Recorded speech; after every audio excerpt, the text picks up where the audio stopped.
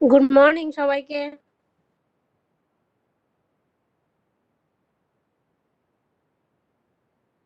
Good morning madam. শুনতে পাচ্ছেন তো? সাউন্ড ক্লিয়ার তো? জি ভালো আছে। ওয়ালাইকুম আসসালাম। Hi, good morning all.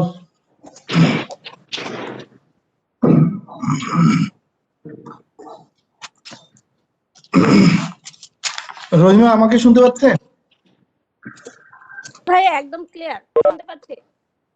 আসসালামু Okay. আলাইকুম। ওয়ালাইকুম আসসালাম।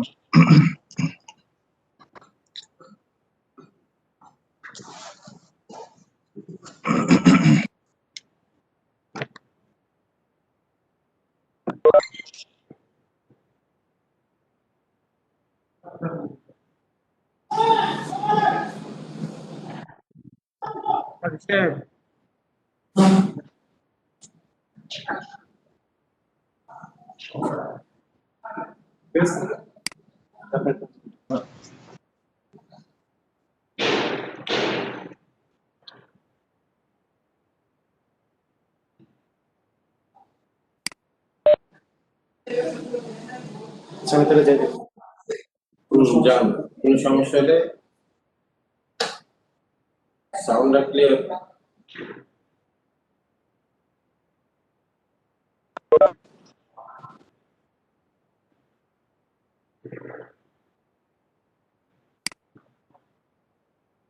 ইয়া ফাইলগুলি মানে দিয়ে যায় একটু।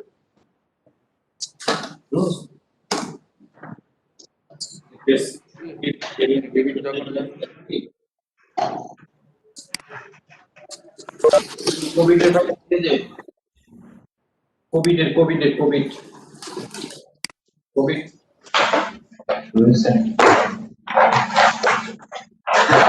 মিউট করে দেন।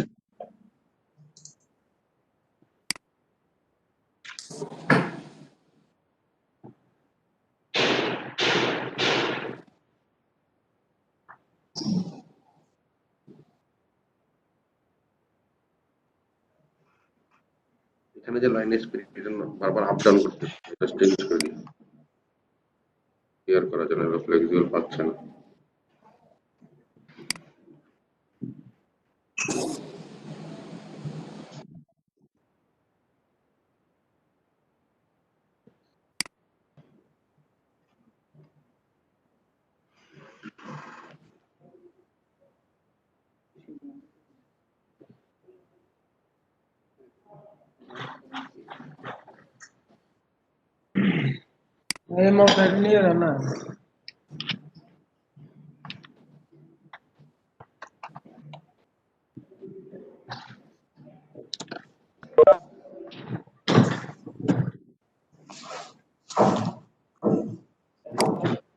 আমরা কিছুক্ষণের মধ্যেই শুরু করে দিব।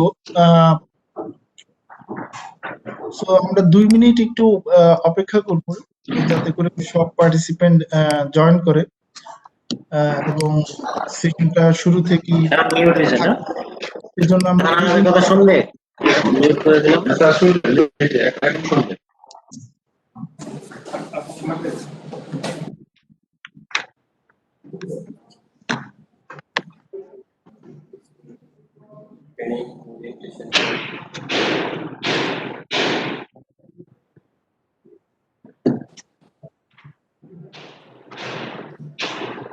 আচ্ছা যে এখানে মুট করে দিতে তাই না?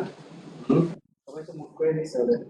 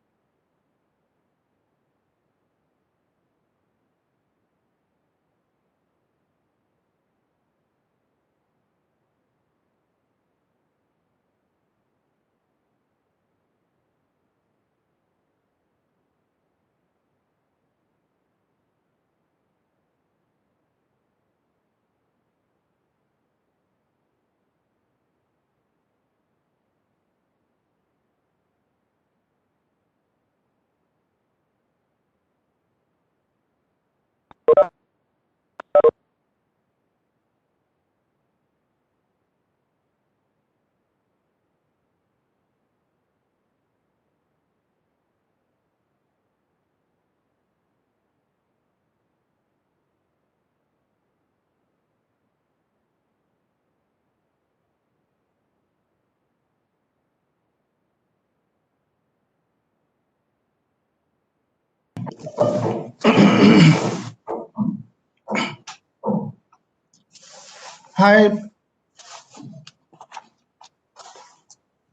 good morning all.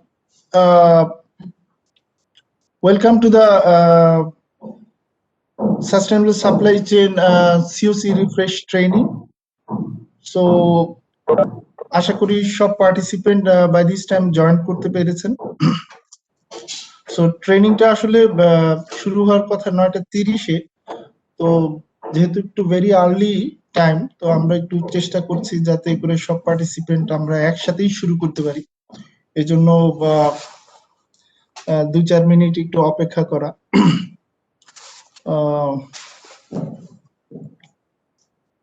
So let's start. I'm Mesbauddin, working for C&A as a senior development officer. So আজকের এই ট্রেনিংটায় পুরো সেশনটা আমি আপনাদের সাথে থাকবো এবং আমার সাথে আমার দুজন কলিগ আজকে জয়েন করেছেন। সো তাদেরকে আপনারা সবাই মনে হয় ভালোভাবেই চিনেন। একজন হচ্ছেন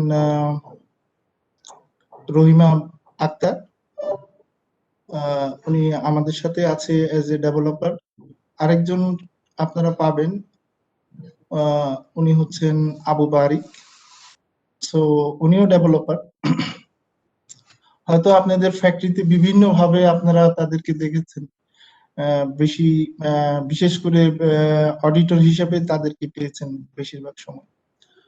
সো বর্তমানে আমাদের কিছুটা রোল এন্ড রেসপন্সিবিলিটিতে কিছু চেঞ্জেস আসছে, তো ফলশ্রুতিতে এখন আমরা ডুয়াল রোল প্লে করবো এজ অডিটর এন্ড ডেভেলপার, যাতে করে সাপ্লায়ারকে আমরা আরো ভালোভাবে সাপোর্ট করতে পারি। সো হাওয়ার আমাদের এসএসসি ডিপার্টমেন্ট ফাংশনস নিয়ে আমরা আরো পরবর্তীতে আলোচনা করব। So let's start. সো এই ট্রেনিংটা খুবই গুরুত্বপূর্ণ একজন সাপ্লায়ারের জন্য। সো ট্রেনিংটা খুব একটা বারবার ঘুরে ফিরে আসে না। সো বছরে একবার আমরা সাধারণত সাপ্লায়ারকে রিফ্রেশ এটা দিতে পারি ফর এক্সিস্টিং সাপ্লায়ার্স। আর নতুন সাপ্লায়ার যারা নতুন করতে চায়, সিএন্ডের সাথে বিজনেস করতে চায় বা শুরু করতে চায়, সেক্ষেত্রে তাদের জন্য এই ট্রেনিংটা দেওয়া হয়। তো ওই হিসেবে ট্রেনিংটা আমরা এটাকে অনবোর্ডিং ট্রেনিং বলি। সো অনবোর্ডিং ট্রেনিং এবং সিওসি রিফ্রেশ ট্রেনিং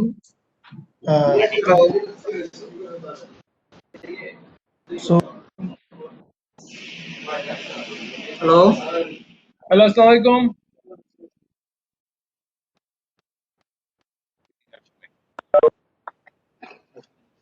শুনতে পাচ্ছেন?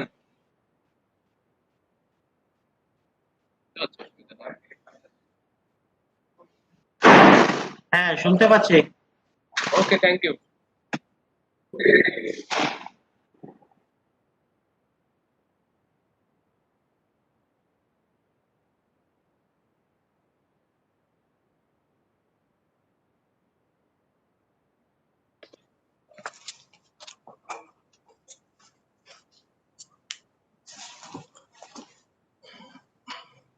মেজো ভাই, আপনাকে শুনতে পাচ্ছি না ভাইয়া।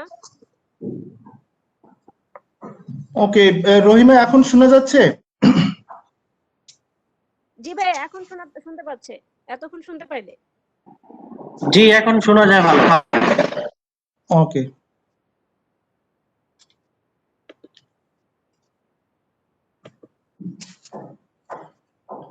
okay, let's start. Good morning once again, dear participants. So thank you for your participations in this training. So this is CoC refresh training for the suppliers we are arranging today. So let me introduce myself. This is Mesbauddin, working for C&A SSC department as a senior development officer. So the main role of development officer is to support suppliers and PUs so that they can understand the C&A strategies and the code of conduct very clearly. So that is the main functions we are doing now. So in this training, I'll be the trainer for the whole session, and I'll be with you. At the same time, we have our colleagues, two colleagues with us. One is Rohima, who is very known to all of you, I think, and another is Bari, who is also very familiar with you. So because these two guys very often visits your factory for audit purposes, so I think they are very much experienced in the field of social compliances. So okay, we'll talk about them and our department in later slides. Okay, so I do not want to spend more time on this because we have a huge slides, like we have a 120 slides to complete. Okay, so one thing I'd like to say, this is a very important training. Okay, this training will not come to the suppliers very often. It generally comes to existing supplier once in a year, like once in a year means existing supplier will receive that training as a refresh training once in a year. And new suppliers, that means who wish to do business with the C&A, they got the training, they receive the training as a onboarding training. That means onboarding training and refresh training are the same, because these all are tools based on our code of conduct. And our based on our SSC strategy. So these are the same things. Okay, maybe we have one participant. I think he's our colleague, like Aris. He joined from Canada. He's our colleague also. So I try to continue this training little bit in English and little bit in Bangla. So I hope this will be easily understandable for you all. Okay. Okay, let's start.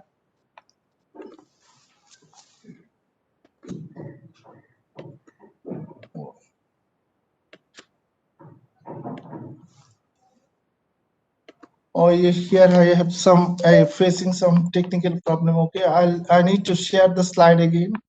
Okay, please give me some time.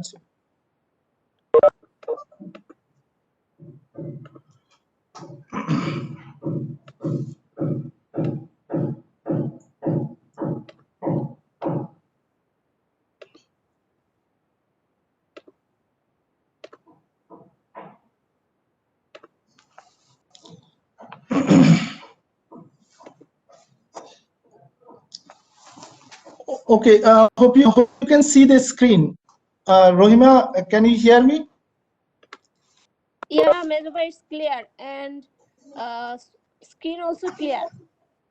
Okay. Clearly visible. So, okay, if anything happens, like if anything unclear, just you can cooperate me so that I can rectify myself. Okay. Of course, of course. Okay, since it is we are in pandemic situation, so training we are arranging through online platform. So you all know about the current situation. So in this moment, we are maintaining social distance very highly. So that why there are some rules for that. Like when I talk, you all should unmute yourself so that no interruptions can be happening during these sessions. And for the purposes of our benefit, so I'm here give mute options for everybody. So maybe you cannot talk if you want. So for these options. Another thing is if you have any questions or confusion, then please send your SMS in chat box so that we can see that, and we can communicate with you during the sessions. And at the same time, excuse me, at the same time, you'll get an options to ask questions at the later part of the training session, like Q&A sessions. So on that moment, I'll unmute everybody, then you can ask your questions. Okay, so that is the primary rules of the training sessions. On the other thing, I'd like to request you all, please give your 100% attention so that you can at least learn something. Because this training will not come to you again within a very shortest of time. So this is my request to you, because we are going to discuss very some important functions and parts of our thought process, parts of our code of conduct. So this is going to be a very important thing for you. So and these are the thumb rules, so please try to maintain it. Okay, let's discuss what we are going to discuss today. Like, we'll discuss a vision and mission of our SSC, and we'll also discuss the strategy of our departments, and we'll discuss adding process, how we can add a new PU in our production process. And we'll discuss also the audit and assessment process in details, and also discuss the rating systems. At the same time, we'll discuss the important parts and functions of our code of conduct so that you can understand easily the expectation of our code of conduct. At the same time, we'll slightly discuss about SCM process. SCM means Sustainable Chemical Management. And we'll give you idea about mills audit. Okay, mills means fabric mills, so that you can get an overall idea about the about all the process. So these are the things we are planning to share with you all, so that you can refresh yourself about our whole process. I think you understand my points. Okay, let's start with the vision with the positive impact. I shall discuss the visions. So you see here, vision with a positive impact. Vision, fashion with a positive impact means what? Like CND is not concentrating on the production. He has some other points that CND wants to contribute. Like if we only think about production, what happens? Like production, all production is based on the natural resources. Without natural resources, we cannot do any production. I think you agree with me. Because water, gases, energies, so all are coming out from the natural resources. So if we continuously use these things, then what happens? All natural resource will be finished one day. So our next generation will not be able to use those natural resources if we finish these sources at right now for our consumption purpose. So C&A thinking,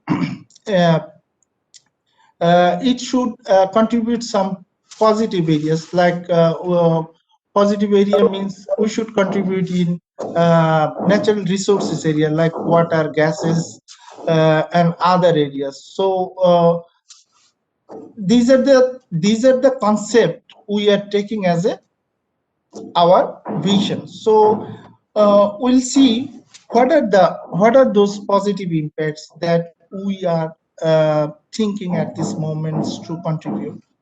Okay. So here you can see 2020 global sustainability framework. So this is the framework which is based on 3 pillars, like sustainable products, sustainable supply, and sustainable lives. So based on 3 pillars, we build our 2020 global sustainability framework. This framework is applicable globally. Not only it is applies for Bangladesh, it is not like that.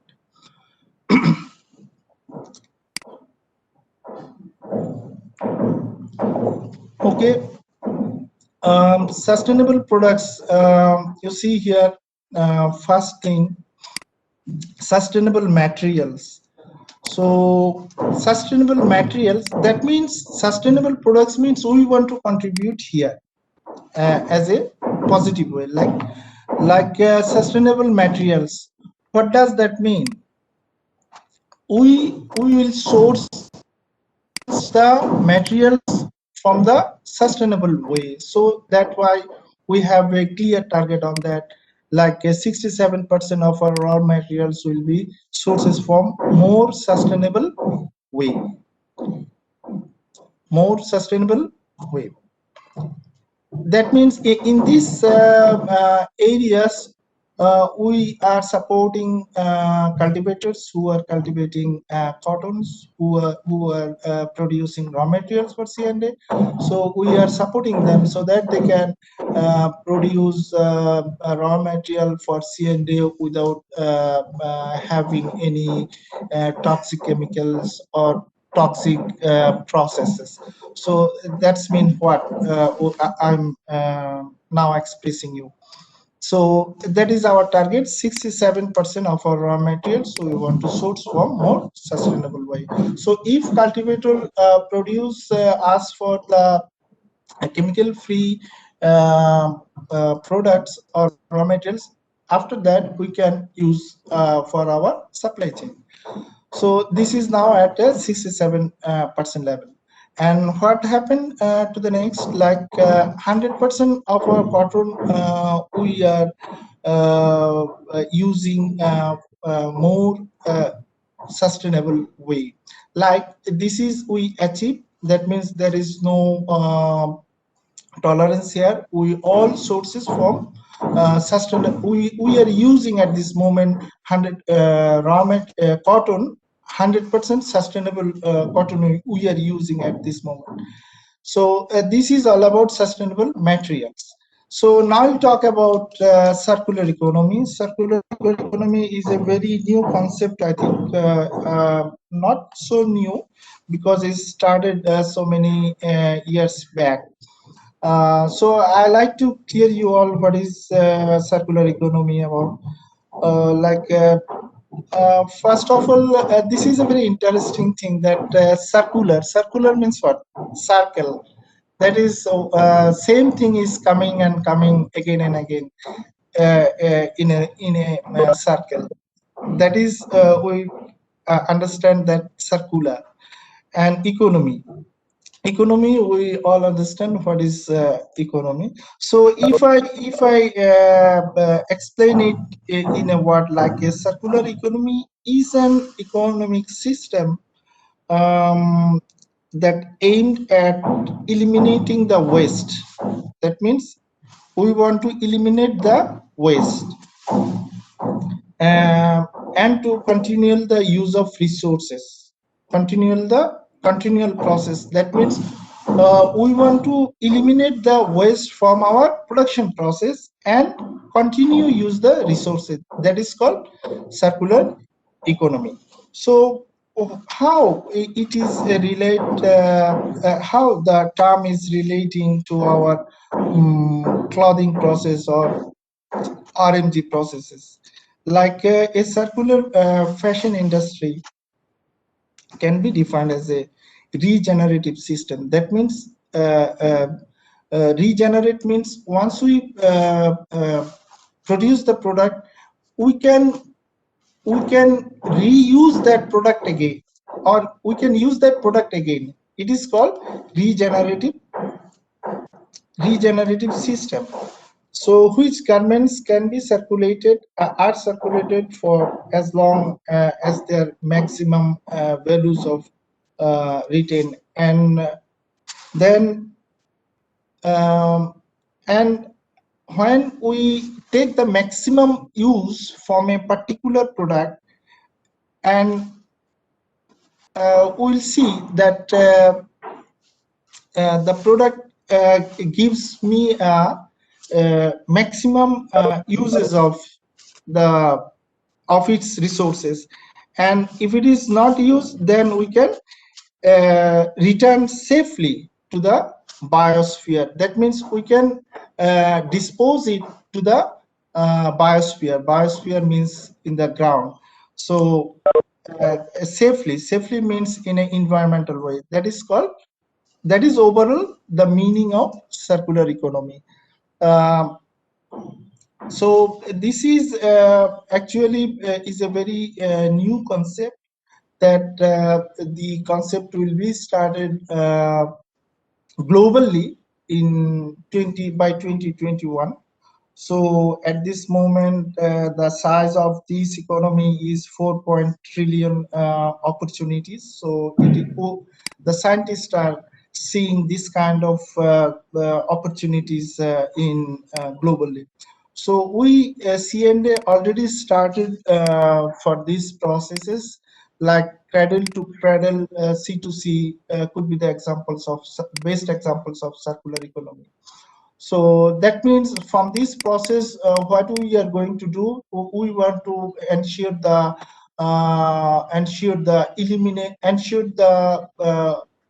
huge waste processes from the production, and we want to make sure the maximum use of a certain products, and maximum and safely dispose of a product, so that if we dispose it, then it will make sure us that the product will not harm to the environment. So this is the main things of circular economy. I think you understand the parts.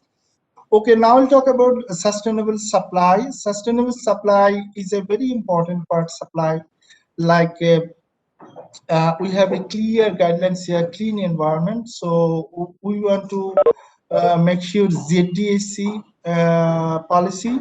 That means we want to make sure zero discharge in our production process. That means hazardous chemicals, no supplier can use hazardous chemical in the production process. So we are working on that, so that this policy can be ensured in our production processes. And second thing is, you can see here 20% carbon reduction, footprint reduction from C&D stores and distribution centers and head offices. Like carbon footprint means what we are using right now. Every moment we are using some sort of energies for our daily activities. So that is called the carbon footprint of a person. So that's thing we want. We set a target like 20% we want to reduce, and 30% reductions of water in raw material stages. This is our target, and we want to achieve it by 2020. So already like 2020 has gone, but the final picture has not come yet. So maybe we can share you our achievements in later stages, maybe in different form, like like a official circular or any other way. Another thing is another point is 10% reduction of water in stores, DCs means distribution centers and head offices, and zero waste to landfill. That means this is our zero tolerance policy. Like we are ensuring no landfill will be happen from our side. So at the same time, our expectation supplier should not go to the landfill process. Like waste should not be disposed to ground or landfill. So this is all about clean environment. This is a another positive impact of our vision. So safe and fair labor. Safe and fair labor. What does that mean? Safe and fair labor means the factory which are producing goods for us, goods for C&D. That means that should be practice safe and fair labor in their daily activities. So we all know that we have a rating system, audit rating system, which starts from A and ends at E, like five rating system we have: A, B, C, D, and E. So we all know that A and B rating are the acceptable and best rating for C&D. So that's why 100% we set a target here. 100% of our products we source from only A and B rated supplier. So participant, I'd like to draw your attention here that 100% of our goods or products we only source from the A and B rated suppliers. So so it's a clear message I want to give that so be prepared in this way that you can be A and B rated suppliers. So another thing is a build capacity and supplier ownership with our supply chain. Like for doing that,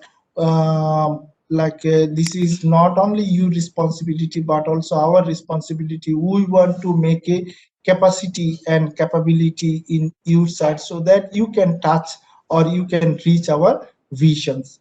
Okay, so there are some programs like that. Capacity and capability program is running around factories. On the other hand, ownership program we have, which is a very best program for the best supplier. If you are nominated, then you should accept it. So this is all about safe and fair labor. So by doing this, we want to make sure safe and fair labor in our all supplier and all our merchandise process. And sustainable lives, what is that? Like lives means engaging employees. We all we want to engage employees in all our activities so that we can achieve our visions very easily. You know, compliance activities or sustainability, this is not like that one people can do it. So if it is it is such a thing that everybody should join. So that's why we are in the practice of engaging employees, our employees, so that employee can understand the overall things.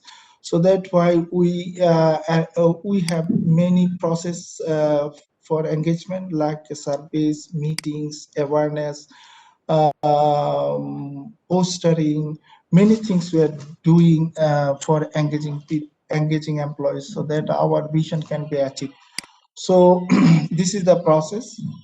And enabling customer, so we are enabling our customer, we are touching our customer, we are communicating our customer so that customer can understand what we are doing.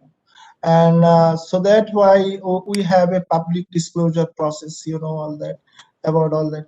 So from that public disclosure, our customers, our stakeholders, any kinds of stakeholders can easily understand our processes, can see our production processes, can traces our production processes very easily. So by this way, we are enabling our customers so that customer can understand C&S things, C&S processes very clearly.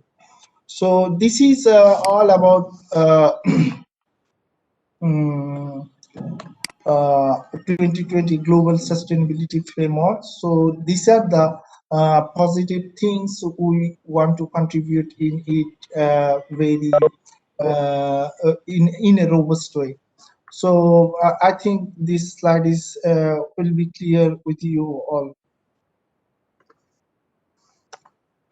So now we'll see a video. So I'm trying actually. So because I faces a lot of problem when I want to launch the video. Maybe I can understand, I can see, and I can hear. But I heard that from this session, participant cannot see it. So that's a problem I'm facing in last session. So let's try today. Okay, Rohima, if you hear me, please confirm that you can listen the video. Yeah, of course.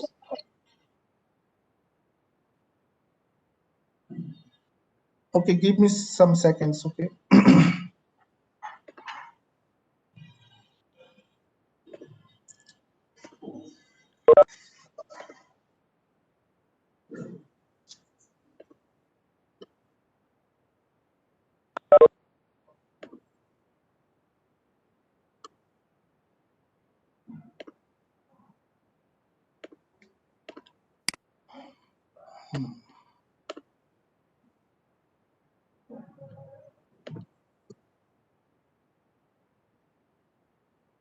Rohima, can you hear it? It's not working well. Not working.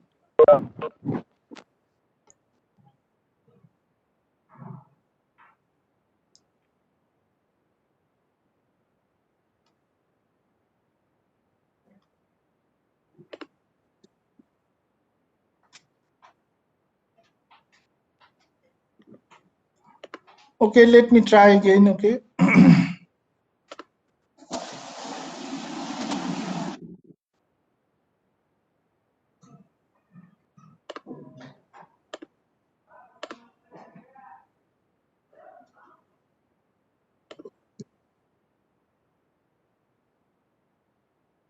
Oh, yeah, Rohima, এখন কি অবস্থা? What about now?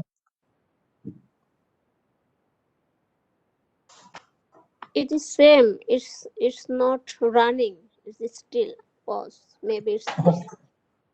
Okay.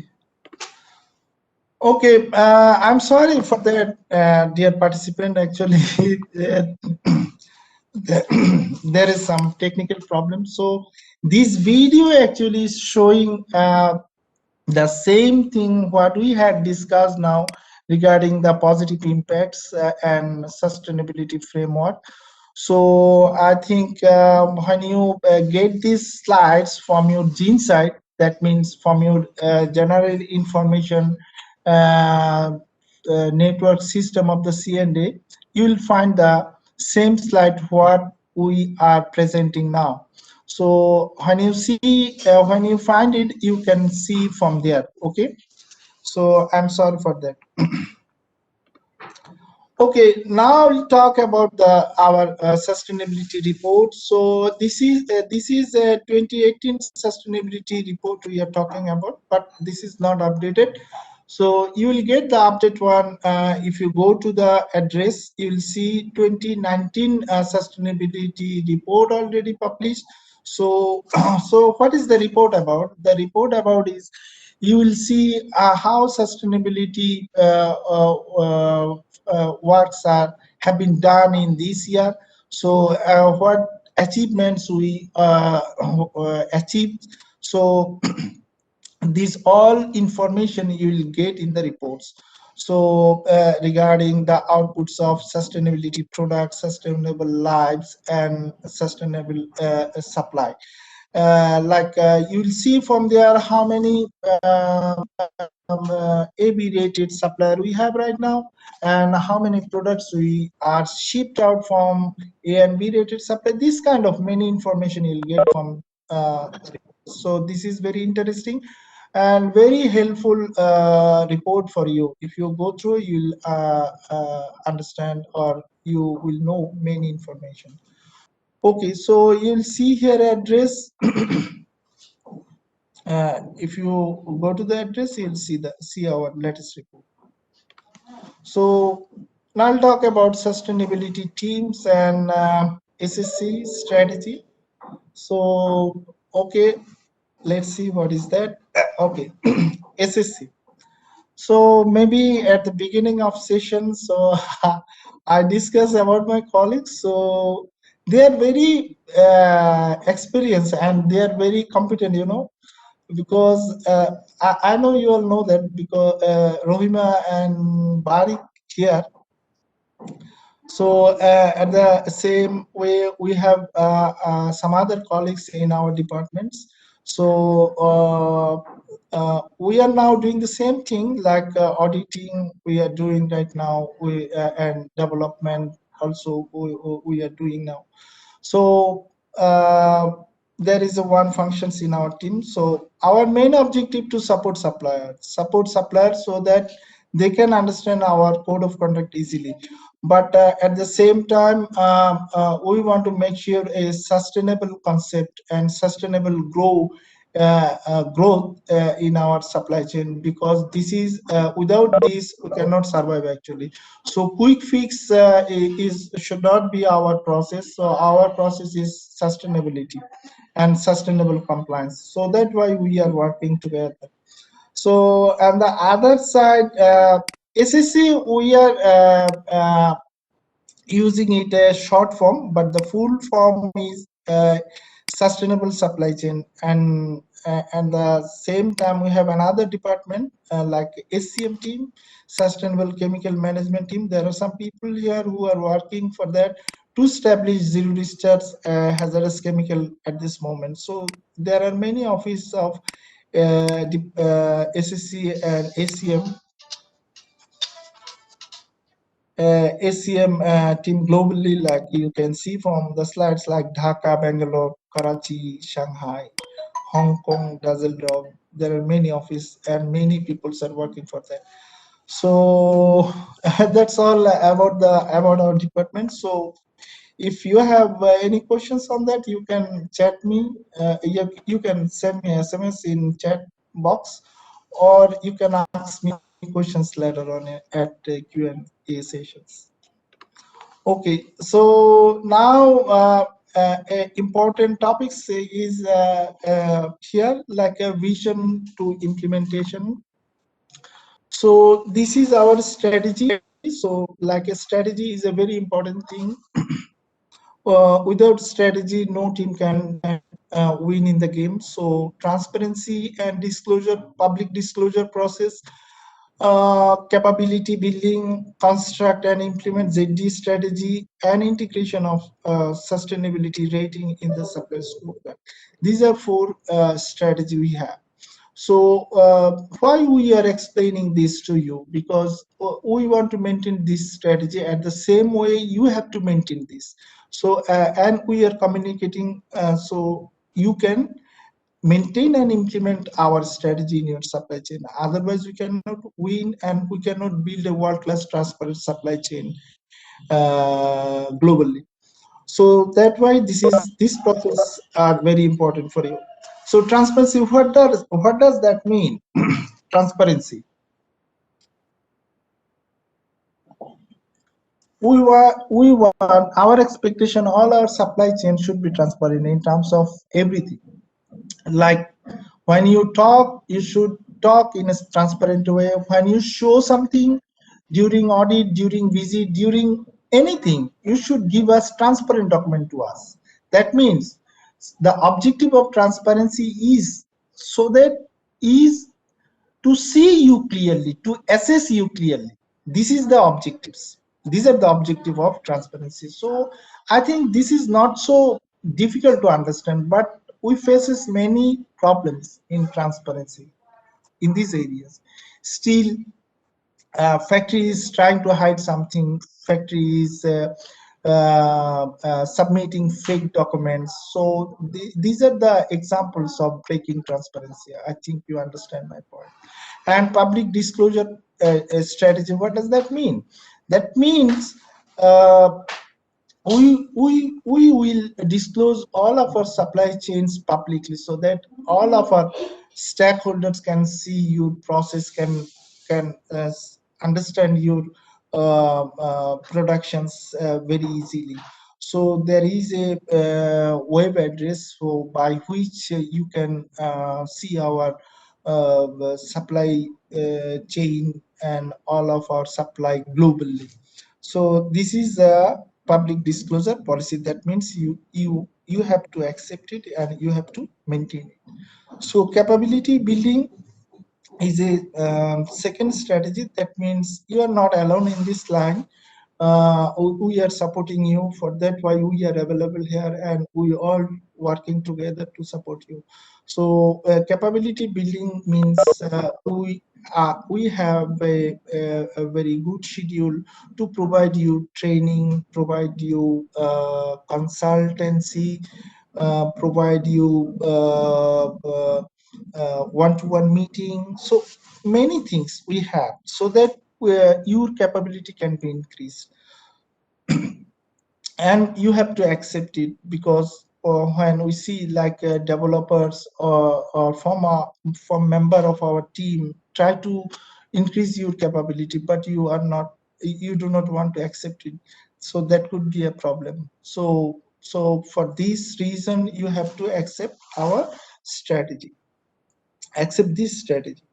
So and construct and implement ZDC strategy. So construct that means this strategy may not be applicable for all suppliers.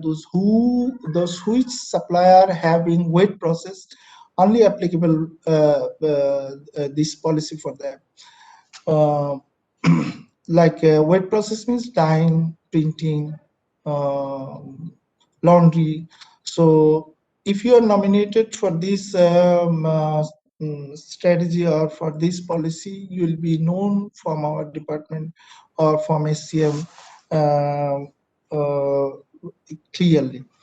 Okay, and integration of sustainability rating in the supplier scorecard. That means what? That means we have a scorecard which is composed of 5 areas. So we'll discuss it later on.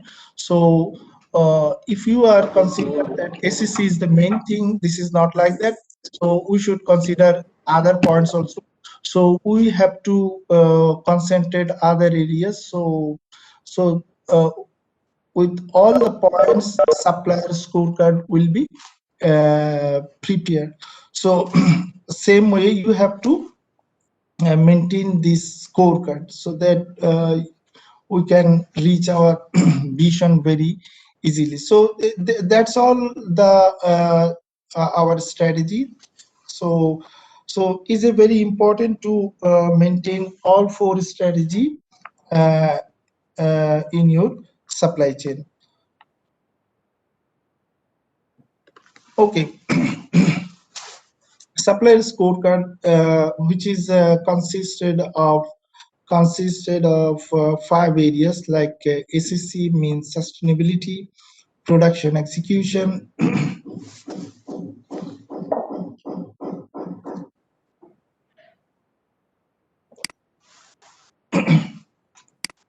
lead time reduction, delivery, and DCP fund. Sir, do you hear me, sir? Hello. Rohima. Hello. Yes, Bhaiya. Yeah, can you see my screen? Yeah, it's clear. Just I see the message from the Mr. Mosharraf. Maybe he doesn't say anything. I can Oh, reply him. okay. Maybe it could be individual problem. Maybe you can contact with your IT so that you can see your screen, which I am sharing to you now. Okay, I am requesting you all. So this is a online platform training actually. So do not talk or do not gossip or do not try to make noise because it will interrupt the overall training processes. So give us some moment so that we can support you so that we can finish the training process without interruptions. Thanks for your cooperations. Okay, so scorecard composed of 5 areas like sustainability, production execution, lead time, and delivery and BCP fund contributions. So all 5 areas are very important to make your scorecard. So like for example, if you want to concentrate only on sustainability, then your scorecard will not be matched as per our expectations. So you need to focus on all 5 areas equally. Like sustainability 20%, production execution 20%. Like you are only thinking about sustainability but not good at production execution. Lead time, that means lead time you get like 10%, then your scorecard will not be meet as per our expectation, or you cannot meet gold rated suppliers. So that could be happen. So you have to focus all 5 areas equally so that you can be a gold rated supplier for us. So BCP fund means business contribution fund. The products like which is done by the same suppliers, 2 different suppliers, but like one supplier products is selling in Europe markets very highly, then and we are getting profit out of that production. So this contribution is done by particular suppliers, it will get some benefit out of it. So this is called business contribution fund. That means your product is selling high in Europe market, so you'll get some points from it. So the point you are receiving is to be called BCP fund or BCP contributions. Okay, our main focus is to be a gold rated supplier. If you contribute equally to all functions, you can be a gold rated supplier for CN.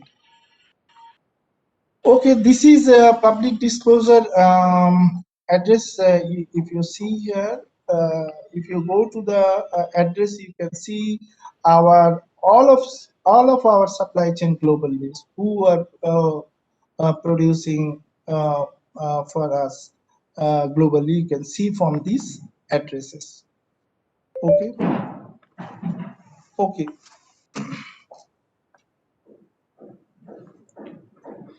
How to add a new PU? So now we will see how to add a new PU. Process for indirect supplier. How indirect supplier can add a new PU? So I think all of our supplier today are from indirect supplier. So you know very well what is indirect supplier. That means the supplier which is working through an agent, working through an agent or other like buying house is to be called indirect supplier. They are totally that means they are directly contacting with our Europe office, and their functions is little bit different than the direct suppliers, but they are same. That means we treat them equally as we treat direct supplier, and they have to maintain the same process we maintain for the direct supplier. Okay, so how indirect supplier can add a new PO or indirect supplier new PO adding process? Like first step is inform and take approval for responsible sourcing contact. Your responsible sourcing contact should be Europe. So you should contact Europe directly and upload mandatory documents in SMS like a business license, file license, and billing license, onboarding questionnaire. So these 4 questions you have to upload on the SMS. SMS means supplier management system. And then approval by the responsible sourcing contact in SMS. Approval, you need to take an approval from the sourcing office. And local hubs, that means local hub means if you are in Bangladesh factories, then local hub means Dhaka SSC team will check the mandatory documents, is it okay or not. So based on these you have to attend a onboarding training from by local SSC team. So, and last process is you have to face a social compliance audit or SSC audit. So without SSC audit, without onboarding training, no supplier can add any new PO. This is for sure. If you do that, or if anybody wants to do that, that will be a that will be considered as unauthorized subcontracting or unauthorized productions. So, and of course, in SEC audit, you have to pass the SEC audits, like you have to meet our expectations. So without this, you can start production for the C&A. Okay.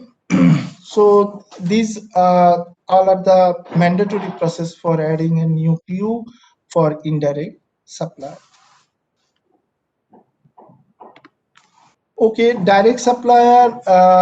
So I do not want to discuss because it is not relevant for you. So process are same. Process are same. So I want to skip it. Okay, types of audit and audit scope we'll discuss. Like audit types, how many audits we have? Like there are 4 or 4 audits here. 4 audits we have in our department or in our protocol, like SEC audit, which is called sustainable supply chain audit, or somebody says this is social compliance audit. You can say either. Okay, SEC audit, which is based on labor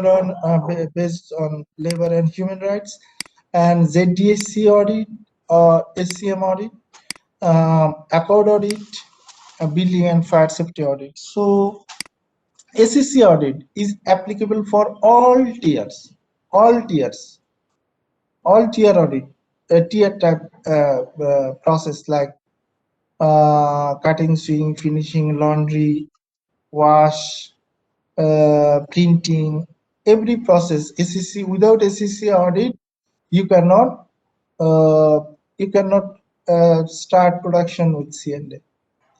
Okay, so we can say in a word, SEC audit is applicable for all process, all tiers. Now we'll talk about ZDSC audit. ZDSC audit only applicable for the wet process, like laundries, printing, nominated fabric mills, nominated spinners in India, and vertical POs. Vertical POs means mixed tiers, like composed of 1 and 2, like the process we are seeing, like the factories which having cutting, sewing, finishing, dyeing, printing at the same time. Those are called vertical POs or vertical units. So those are also those POs also applicable for ZTC or ACM audit. Okay, Accord audit. Accord audit only applicable for tier 1 and vertical views. So no other tiers like embroidery, laundries, accords are not doing any audit or assessment in those tiers. Accords only conducts audit at tier 1, cutting, sewing, finishing. And very interesting. Oh, and final one is building and fire safety. Building and fire safety is applicable where accord audit is not done.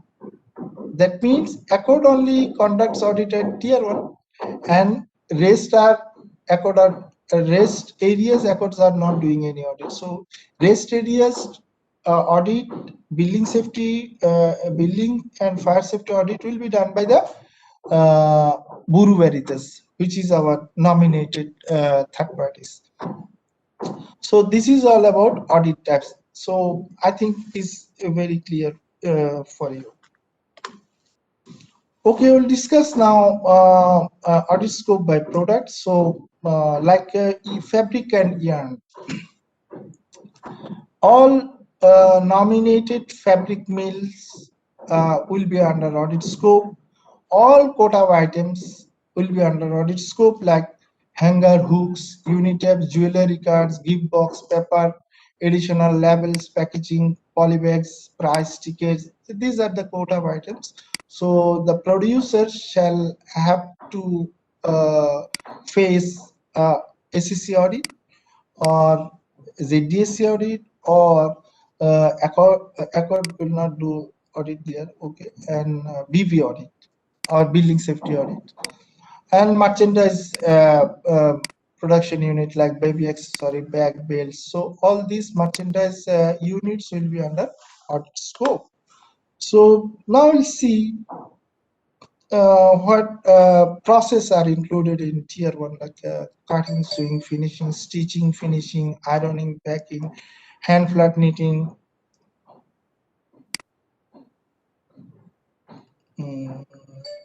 Okay. Okay. Hand flat knitting, machine flat knitting, circular knitting, linking, screening, printing, wet finishing, laundry machine, embroidery, hand embroidery, garment dye. These processes are included in tier 1. And what are in tier 2, like nominated fabric mills, like weaving, spinning fabrics, yarn dyeing, finishing, lamination, printing, and nominated spinners in India, spinning, yarn dyeing, circular knitting, and spinning mills. So these processes are including in tier 2. Tier 3, we are saying quota items are to be called tier 3. Okay. What about next? Next is audit scope in a newly established factories. I should clearly say here, this policy is applicable for only brand new factories. That means the factories just completed its production, completed its construction like 2 to 3 months back. They just completed their construction, and after that the supplier wish to do business with C&A as their first customer. So this policy is applicable for them. So on that moment, we'll only check the mandatory documents, and we'll check the health and safety conditions during our audit. So we'll not check time and payroll records. So we'll check if they have the time cards and payroll records available. We'll check. If not available, no issue, we can conduct audit. But there is a condition for those supplier, for those factories, like brand new factories. We'll conduct a follow-up audit after 3 months. So we'll check the time cards and payroll records, of course, during follow-up audits. So accordingly, we'll assess them, and a rating will be determined based on the follow-up audit. Okay. So that is all about the newly established factories. So, and we'll talk about now audit scope in same compound, like what? In a compound or in a same premises, there could be more than one factory in one factory of same owner, under same owner. I want to make sure, I want to clear here, we are not accepting any multi-tenant process or multi-tenant factory. Like in same compound, there are different factory, different owner. We are not accepting at all. This is zero tolerance issue. I am just discussing the factory could be many factories, but owner is one. So for that scope, for that process, how audit can be conducted? Like will all factories will be in audit scope, all under the same compound. Okay, so but there are some differences here. Like if process are same, like RNG process, one is that means you are producing from X factory producing processes, cutting, sewing, finishing, but you have another factory in the same processes which are producing embroidery, or which are producing sweater. One is oven, another is sweater, but process are same, so the audit scope will be the same. That means we'll visit them, the other factories, we'll check the documents of other factories. That means 100% process will be under audit scope.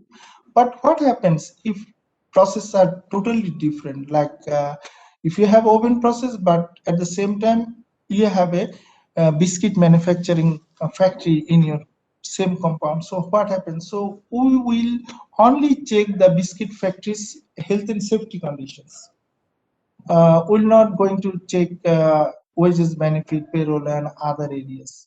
So we'll check on the fire, health and safety parts of the different factories, because you don't have much leverage on the different type of industries. So that's why we are going to check health and safety areas to make sure fire, or we want to assess the fire risks of these processes or factories.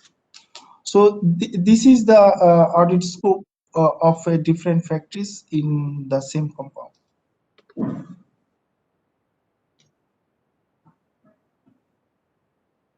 Oh, now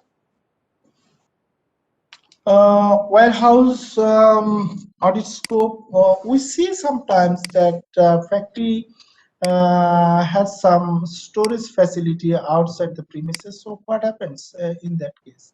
So I saw this is happen in outside of factories than Bangladesh, like Chinese factories, Myanmar factories. Those factories having some storage facility outside their premises. So, but in Bangladesh, I did not see at all that much.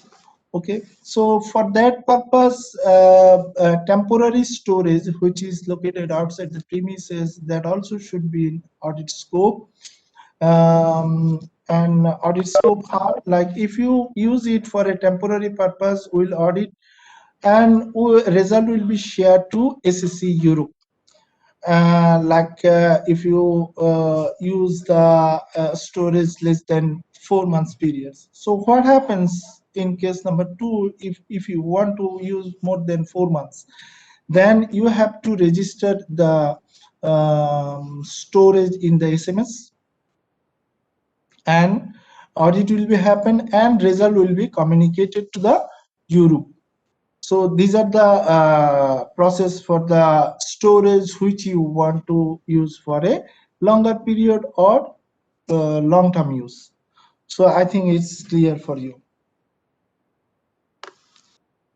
So I'll discuss some licensed product of C&A. What we are having now, we have Disney license business with us. So what is the process for that? Like open the SMS, open the PU in SMS, go to the tab production and choose requests in the Disney boxes. So from your SMS, you have to create the PUs for Disney productions and pre-check process. SSC EU, EU means Europe. SSC Europe will check with the Disney, like if PU is already known. So Europe will check with the Disney. And eligibility for FEMA application. FEMA means facility authorization, facility and merchandise authorization applications. So this eligibility will be checked by the Europe team.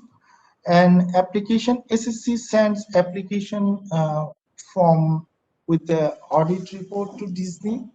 Audit report could be your internal audit, or could be any other social audit, or could be SSC audit. So with all these things, SSC Europe or SSC local team will send application to Disney. So Disney review all those papers and give a feedback within a 6 weeks period. So, and after that, if Disney satisfied, then they will issue FEMA. FEMA, I already mentioned what is the meaning of FEMA. FEMA means facility and merchandise authorizations. That means if they issue FEMA, you can start business with C&D through.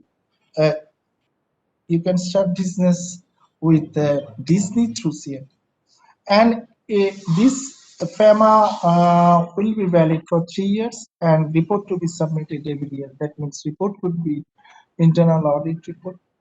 Internal audit report means it is not the audit that you conduct very normal way. If you have a very formal process of doing internal audit, you can submit it. If not available, then you have to submit any other social audit like CDEX, SMETA audit, or BSA audit, or SSC audit. So these are the process for license business with C&A.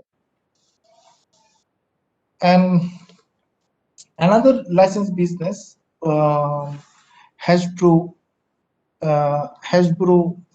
brands. Like what are the process? Same process. Sourcing request will be done by sourcing, and buying will request new supplier used to SSC Europe. Like if you are nominated, then sourcing and buying team will send request to SSC EU, and SSC will share PU details to Hasbro. That means like a Hasbro will check and review your all documents and papers, and they will take 15 days to review all those things. And approval means if they satisfy with your submitted documents, they will send a written confirmation to the supplier directly. So this is how you can start business with Hasbro through C&A. Or if you have any questions, you can go to the address here, like sschasbro@canva.com. Okay, so that I discussed with you. Okay. SSC audit process. So SSC audit process, very important.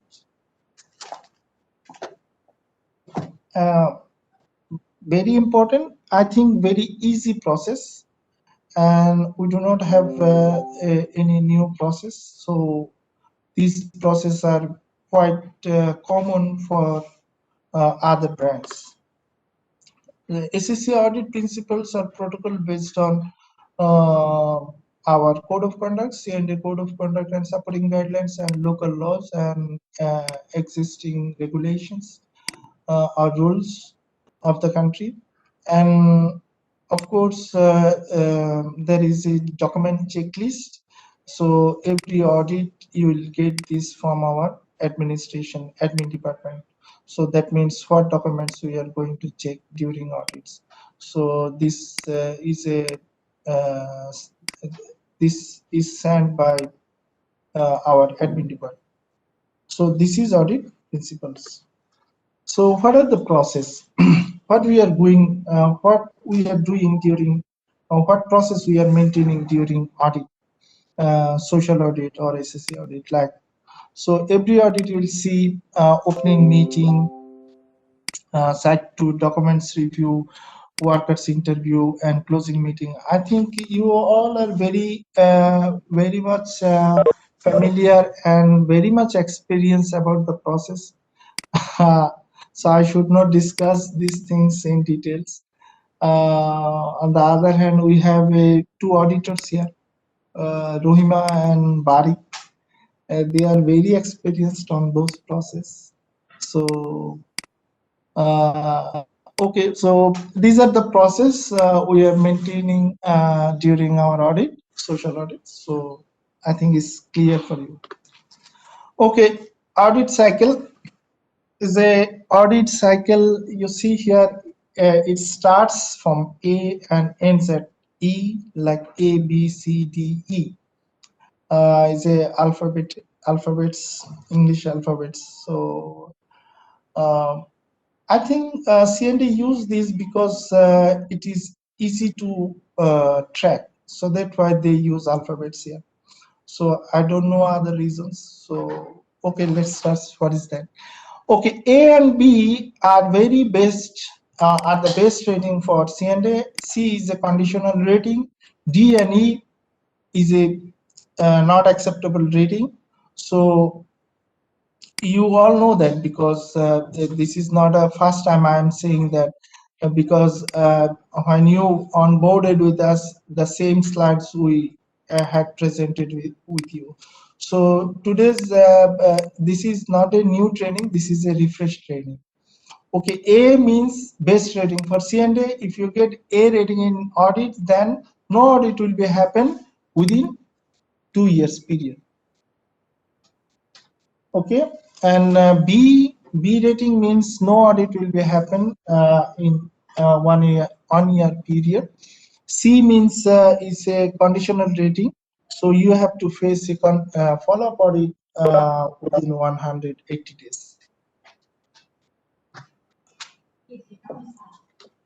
And D and E rating are not acceptable rating, so you have to face a follow-up audit within 120 days. So one important notes here. So only one follow-up audit will be conducted after initial or full audit. So that is the audit cycle and rating of CND. And audit could be announced or could be unannounced. Is totally based on the management, CND management discretions. So audit could be announced or could be unannounced. So if unannounced, no notification will be given to you. Or on the other side, if it is announced, a notification will be received from our admin department that mentioning that we are coming and do a audit within this period. So this kind of message or this kind of letters you will get from our admin department. Okay, so chargeback audit fee process, SSC audit fee process. There are two options here. One is a chargeback and another one is self-financing. So chargeback, what does that mean? Chargeback means SSC audit will be charged back to the suppliers independently of the rating of the audit type. Like any audits, you have to pay audit fee. And scope, all direct, indirect merchandise suppliers. That means all direct and indirect supplier will be under these policies. And flat fee is a what is the fee? Fee is a per mandate is 600 USD US dollar, and euro 550 euro. And we can charge up to 5 man days maximum, not more than that. That means 8 man days, 6 man days, there will not be happening. 5 man day is the maximum charge. That means USD $3,000 and euro would be $2,750, and no other or no additional charge, no additional cost will be charged on you, and accommodation fee will not be charged. So what is self-financing? Self-financing, some audits we have, we conduct some audits in logistic units, like logistic units means those units which are working for C&A, for the purpose of storing goods, for the purpose of C&F process, like clearing forwarding purposes. So those units are to be called logistic units. So for that cases, you have to pay money to third party directly. Like we have a nominated audit company is Elevate at this moment, so you have to pay Elevate directly. So that process is to be called self-financing audit. Okay, that is a fixed charge, is a 1,500 USD. That means 1,500 US dollar. So no additional travel and accommodation fees will be charged on it. So this is all about charge spec and self-financing process. So another consequences here, audit fee, access denied. Access denied. In case of access denied, you will be charged $1,500. Saying, like, if unannounced audit team at your premises, but you are saying you are not ready, then the sequence or consequence will be considered as a access denied, and you will be charged for $1,500. And incomplete audit, what does that mean? It means the auditor cannot conduct the complete audit as he or she planned. So that is called complete audit. You interrupts in worker interview process, or you cannot take the interview for this worker or these sections. So in that case, audit will be considered as an incomplete audit. Or you are not allowing auditor to visit the whole factories or entire factories. So on that moment, audit will be also treated as an incomplete audit. So this consequence, of course, will be a negative rating, and same time you will be charged 1,400 euro or 1,500 USD dollar. So rating system and policy.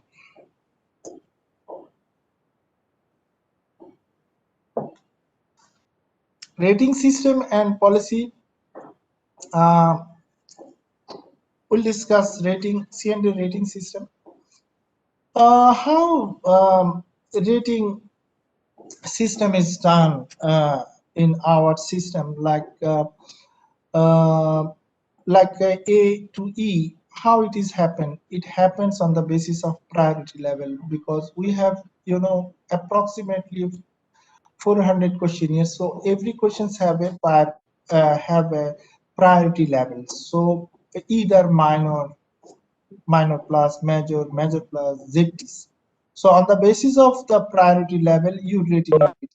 So if you have a, for examples, don't take it seriously, or don't take it originally. Just I'm giving you examples so that you can understand the process. Like if you have, if you get 3 minor issues in the audit, could be awarded, or could be, you'll get A rating. Okay, for examples. Or if you get 4 minor plus issues in the audit, then could be you rating B. And if you get 1 major, could be rating you C. if you get one major plus issues in audit, could be rating your D.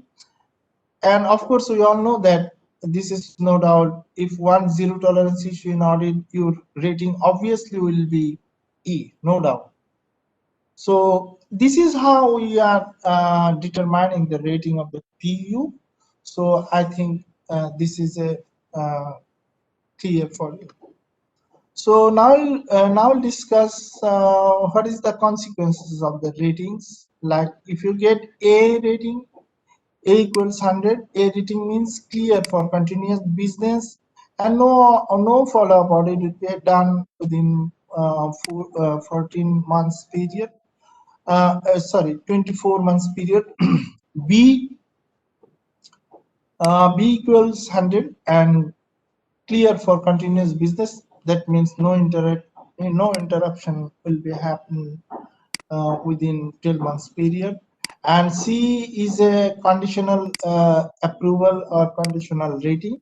You have to face an audit, follow-up audit within 180 days, 80 days period. And D equal to 25. D equal to 25. That means no order permitted for the new supplier. That means for new supplier, you must achieve C rating at least to start business with C&A.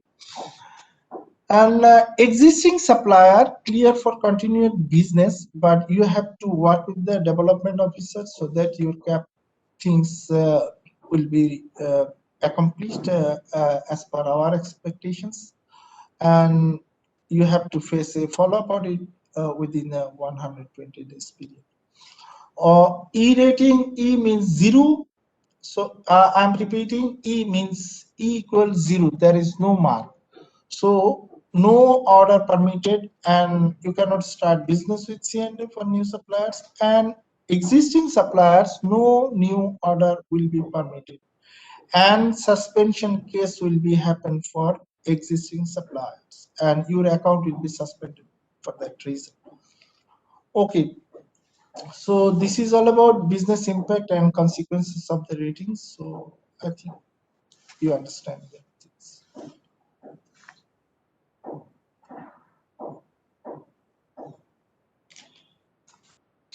Okay, disapproval policy. Disapproval policy means disapproval policy is a very important thing for you to know. There is a disapproval policy if SSC audit, in SSC audit, if you get D or E ratings in 2 years period, that means if you receive 3 D or E ratings in 2 years period, then you will be terminated or you will be disapproved for 12 months period. Okay, so like 2 years, that means, what does that mean? It should not be a consecutive. It could be happen anytime around the 2 years period. Like first initial audit, you get D or E, but in follow-up audit you improve C, and next audit you receive another D, or another follow-up you receive another D. That means 3 D in different periods within 2 years, and final consequence will be termination or disapproval case will be happen for this case. In case of SLCP, like for example, a second D or E rating, if you get second D or E rating, so this will be escalating to the sourcing team and mentioning that supplier is a quite risky suppliers, and escalation will be happen for that reasons in SLCP assessment process.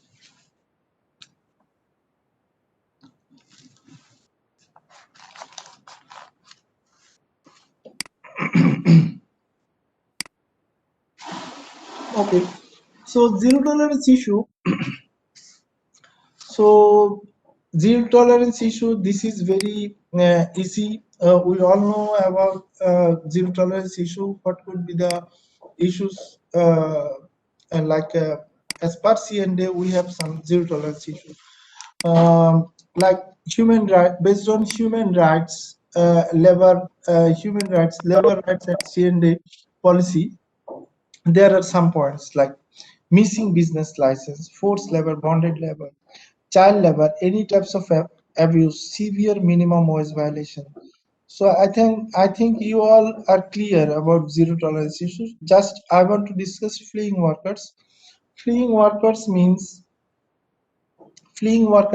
like in case of auditor sees some workers fleeing from the premises. So fleeing from the premises, that means many things. That could be many things. Could be underage worker, could be unregistered worker, or could be migrant worker. Could be migrant worker. Could be migrant workers. So there could be many things. So that's why we consider fleeing worker as a zero tolerance issue. Another thing, repeated denied audit. Repeating means you are denying audit more than one time, or repeatedly you are denying. So that also will be considered as a zero tolerance issue. If one zero tolerance issue will lead you e-rating in the audit.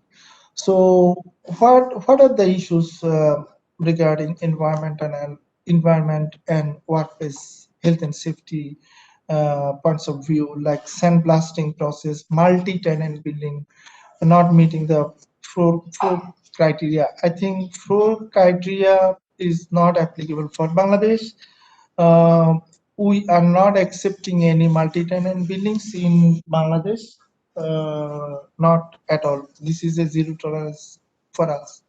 Missing and incomplete building certificate permits, high risks for the worker due to non-alignment, missing or incomplete fire license or covering the whole building, no clear separations of dormitories, no isolation of boilers and industrial generator from production area, wastewater. Wastewater is a very important to note here that missing ETP.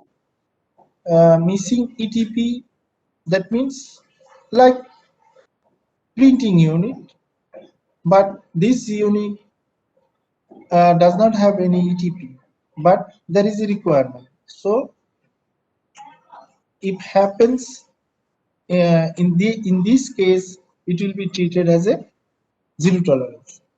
Wastewater discharge, like your wastewater is not meeting the legal requirements. So legal requirement means what? So all wet process having a certificate from the environment department. So there are some particular requirements which is given by the department, like pH, COD, BOD, DO, and TDS. So if the factory failed to meet the requirements, then would be treated as a zero tolerance issue for the PUs. Okay, these are all of our zero tolerance list. Okay.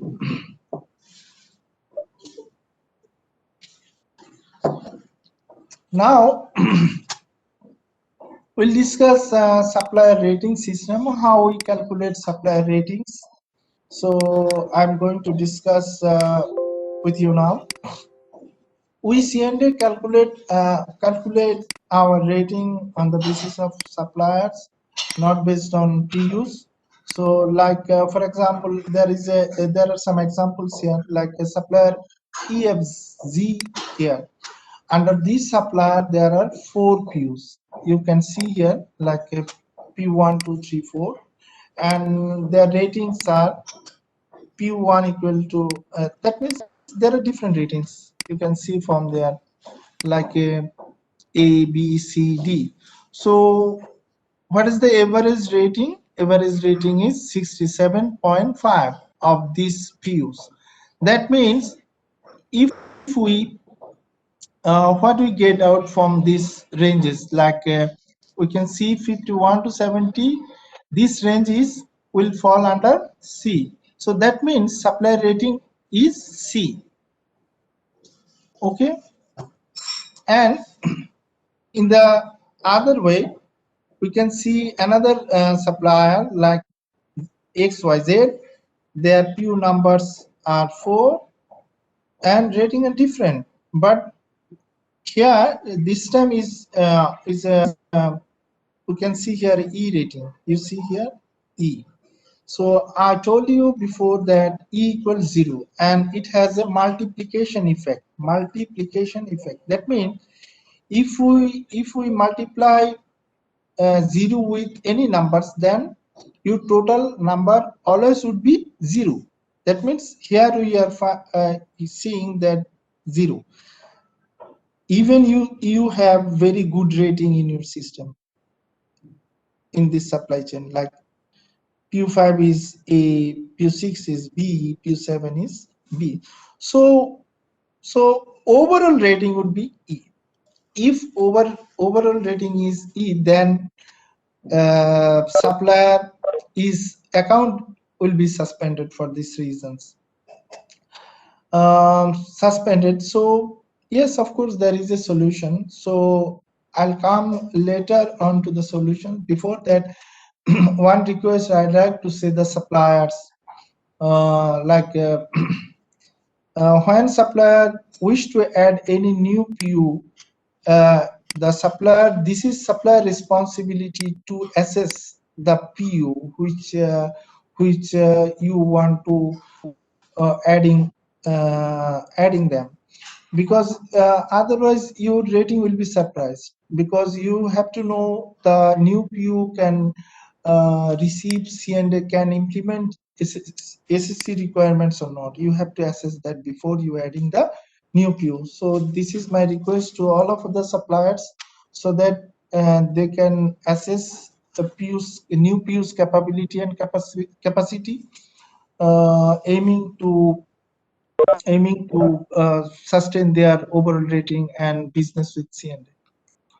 Okay, so what is the solution if you receive such a surprising rating? So solution is you can delete P8 from your supply chain. That means you continue with continue the business with 3 PUs.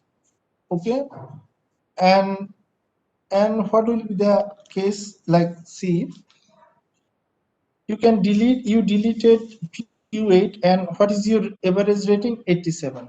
So for deleting purpose, we will deduct 21 point from your overall rating. That means your overall rating is 87, and will deduct 21 point as a punishment for deduction purpose. Okay, so what would be the rating? We see here after deduction 21 point, you get 66. That means you will under 51 to 70 ranges. That means your rating will be C. XYZ rating is C after deleting. C rating from the after deletion. So, and this will last for 6 months.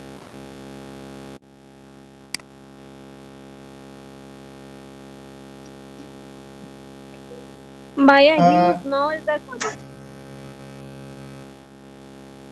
I don't know where it is coming from. So Mr. Tariqul Islam is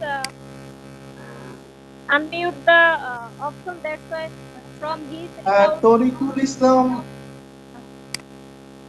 Hello. Tariq Shab, hello.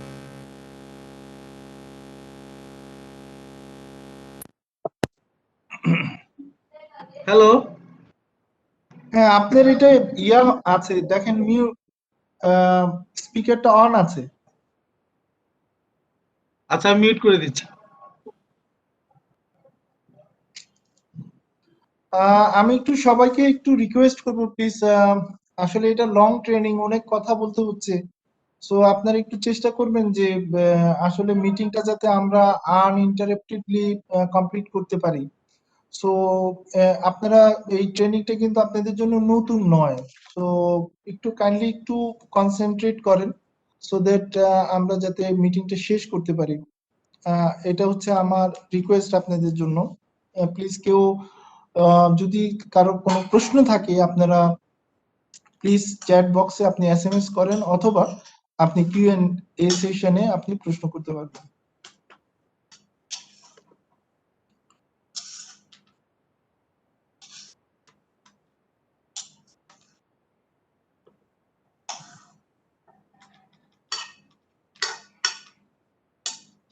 Okay, let's start again. So, and this will last for 6 months because it is considered as a punishment rating and punishment deduction that we are deleting or deducting 21 point minus. This is a punishment because why you have added a new PU which you don't know about him and don't know about the process or about its capacity and capabilities. So this is I would say is a punishment rating, so that why 21.1 point will be deducted from your overall rating, even you have a better rated supplier in your supply chain. So what happens if you have more than one bad rated PUs? So same, you can delete all bad rated PUs, but only 21 point will be minus from your overall scope. So this is our rating system. I think it is clear for all of you. So social level convergence program.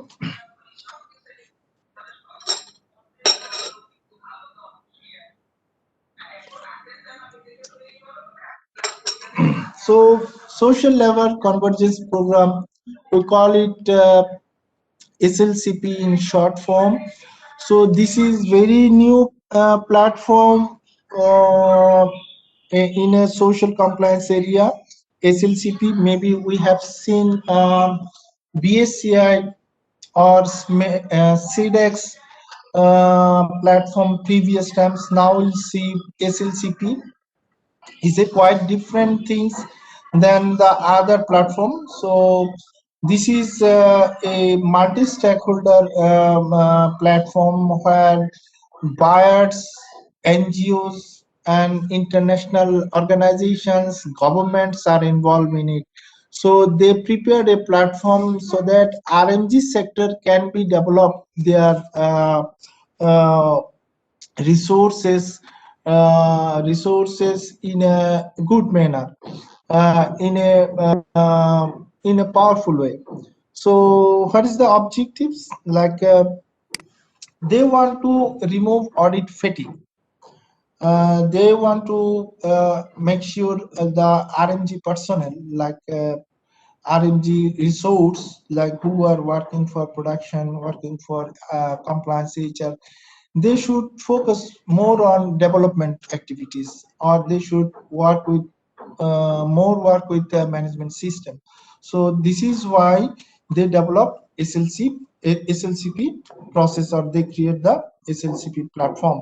So in this platform, APU will be undergone one audit. No extra audit will be done for a PU in 1 year, on 1 year period. So let's see in details what happens. So SLCP scope, code of conduct and ranking system. Yes, SLCP has a code of conduct. We CNA also have a code of conduct. So we'll get our rating based on the transforming system. Like once you assessed by the SLCP, then your assessment will be transformed into our system, and from that system we will get your rating.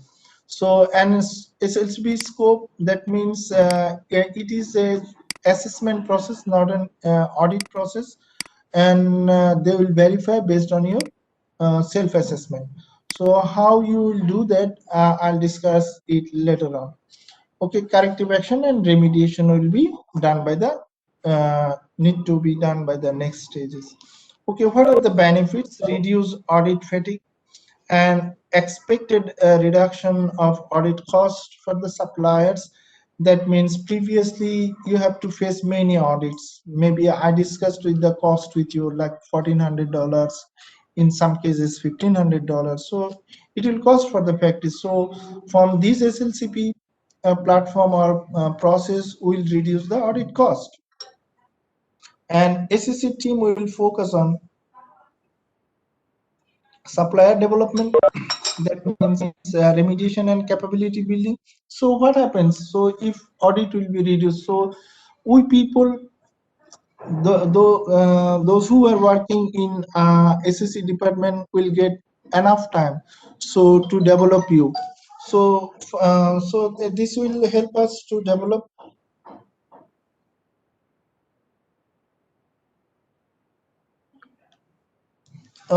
develop ourselves, develop your capacity and capability program. So increase collaborations between the brands. So like since it is a multi-stakeholder program or process, so many brands are involved in it. So we brands people like brands representative will meet together and make a plan how to develop the poor understanding suppliers or poor rated suppliers or poor system suppliers. So we can do that. So this is how SLCP works in futures. Okay, so let's see what is the C&A commitment for to SLCP in publicly. Like C&A publicly committed that will substitute our SEC audit by doing SLCP in December 2020. So that means, what does that mean? That means we will not do any audit by December 2020. We will totally depend on the SLCP process. C&A commits to accepting all SLCP assessment. That means all kinds of, all tiers. That means if your factory SLCP verified by H&M, then we C&A accept your assess report. That means we are not going to assess you anymore through SLCP. So this is our commitment. Okay, C&A goal December 2020. That means 130 verified SLCP assessment will add in our supply chain. So I don't know the exact figure right now because 2020 has already passed. So I'm sure we achieve this goal. Even there we are still in pandemic situations. So I don't know the exact numbers right now. Okay. So C&A uses stage approach to implement SLCP things, and all suppliers POs in the C&A SLCP scope will be informed by local SSC team. That means if you are nominated for this program, of course we will let you know through email. Of course, we already emailed you that we are launching this kind of program. Maybe it could be we sent email 2 to 3 months back, and after that we are also planning to give you another mail, the nominated suppliers or POs for this program. And C&A main focus countries for 2020 were China, India, Turkey, and Sri Lanka. So Bangladesh not focus were not focused in 2020. So it will be launched very soon, like March 2021. Okay, now I'll talk how SLCP work process. So how does SLCP work? So let me check. First step is C&A, or other brand asks facility to join SLCP. Second is facility initiate SLCP assessment. That means you need to open your account onto the gateway, SLCP gateway, and you will find SLCP form, assessment form from there, from the gateway. Okay, after that you have to fill it up by you or jointly. If you hired any consultant, they can do it for you. Or if you want to help from C&A can do it. Or if you ask help from H&M, or the brands you working for, they can help you. Okay, and four, step number 4, facility selects third party. After finalizing or after filling up self-assessment process, you have to upload this self-assessment onto the systems. And after uploading, you have to select third parties or brand for verification your assessment, self-assessment. Okay, then if you select the brands or third parties for verification, you can either select third party like HGS, like ITS, like VV. So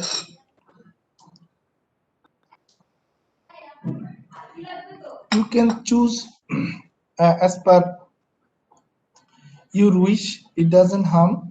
Or you can choose also brand, like you can choose C&A for verification or H&M can verification. Okay, number 5 is verifier conducts on-site verifications on the basis of your selection. Like if you select HGS, they will go and check your self-assessment to understand whether you fill it up correctly and whether it is implemented in the place into your premises correctly or not. So after verification, SLCP assessment will be finalized. Then you can share your SLCP assessment with C&A, and C&A what will do that? C&A will translate SLCP assessment through our system. Okay, that means SLCP assessment and C&A requirements are not same, but they are SLCP adopted our code of conduct. So we only translate the SLCP assessment into our system.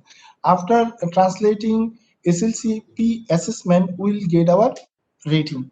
Okay, after that, we'll share our rating with you. So this is how SLCP works in very sooner time, and how we collaborate with this SLCP, or how we like adjoin with the SLCP work process. This I discussed with you all. So I think some of you find it very new process, or some of you are very familiar, not very familiar, because very okay. So maybe it could be, if you have many questions in your mind, so if you ask, so I'll let you know in Q&A sessions. So if not able to answer your question, I'll answer you later on. Okay. Okay, SLCP scope.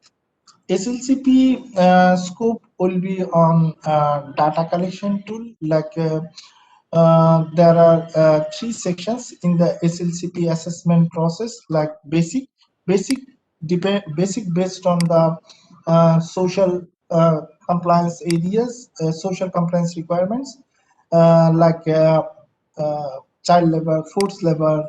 These are the points that includes in the basic part. Management system, we all know that what is a basic management system. So this is another sections of the data collection tool. And above and beyond. Above and beyond means best practices or the things which is done for the well-being of the workers, well-being for the societies. So these are included in above and beyond parts. So these three sections are in the data collection tool or self-assessment areas. And our requirement is you have to accept, you have to comply at least step 1 and step 2. So above and beyond is not required for us. That means if you comply step 1, step 2 is okay for us. Okay. And physical verification, that means SLCP generally conducts assessment based on the license. Like if you have 3 factories in the same compound, SLCP will conduct assessment process based on the license. So 3 license means 3 audits, 3 assessment by SLCP. So but this is a primary message for you, so it will be more clear after some times, and we'll let you know what happened in next time. Okay. So supplier development, I told you, supplier development and capability building. So our supplier development starts after SSC audit and release SSC audit result with a CAP request. You might see that EU generally sends an email that your rating is C or your rating is that and these, and you have to send a completed CAP within 14 days period with after consulting with the dues. So this kind of message you are receiving from email from Europe. And after that, you provide a corrective action plan within 2 weeks period, and you send the CAP to developer, and developer reviews those things, and he gives you advice accordingly. He or she gives you advice accordingly. And after developer satisfied, then a follow-up audit will be happen based on the action plan. So this is called the CAP management process and CAP management process. So at this moment, A, B, and C rated supplier no need to submit CAP. So no need to, and there is no request coming from the SSC Europe right now. But developer are asking, maybe ask for that, like they can ask your CAP status, like what is the status of your CAP right now. They can do it, but you do not need to submit CAP formally to the SSC Europe. So this is only applicable for A, B, C, but D and E rated suppliers or PUs should submit CAP formal way. So you'll receive an email accordingly. Okay, so one thing I'd like to say you again, that suppliers sometimes are very reluctant about the CAP process. That means supplier, it's a main responsibility here. Like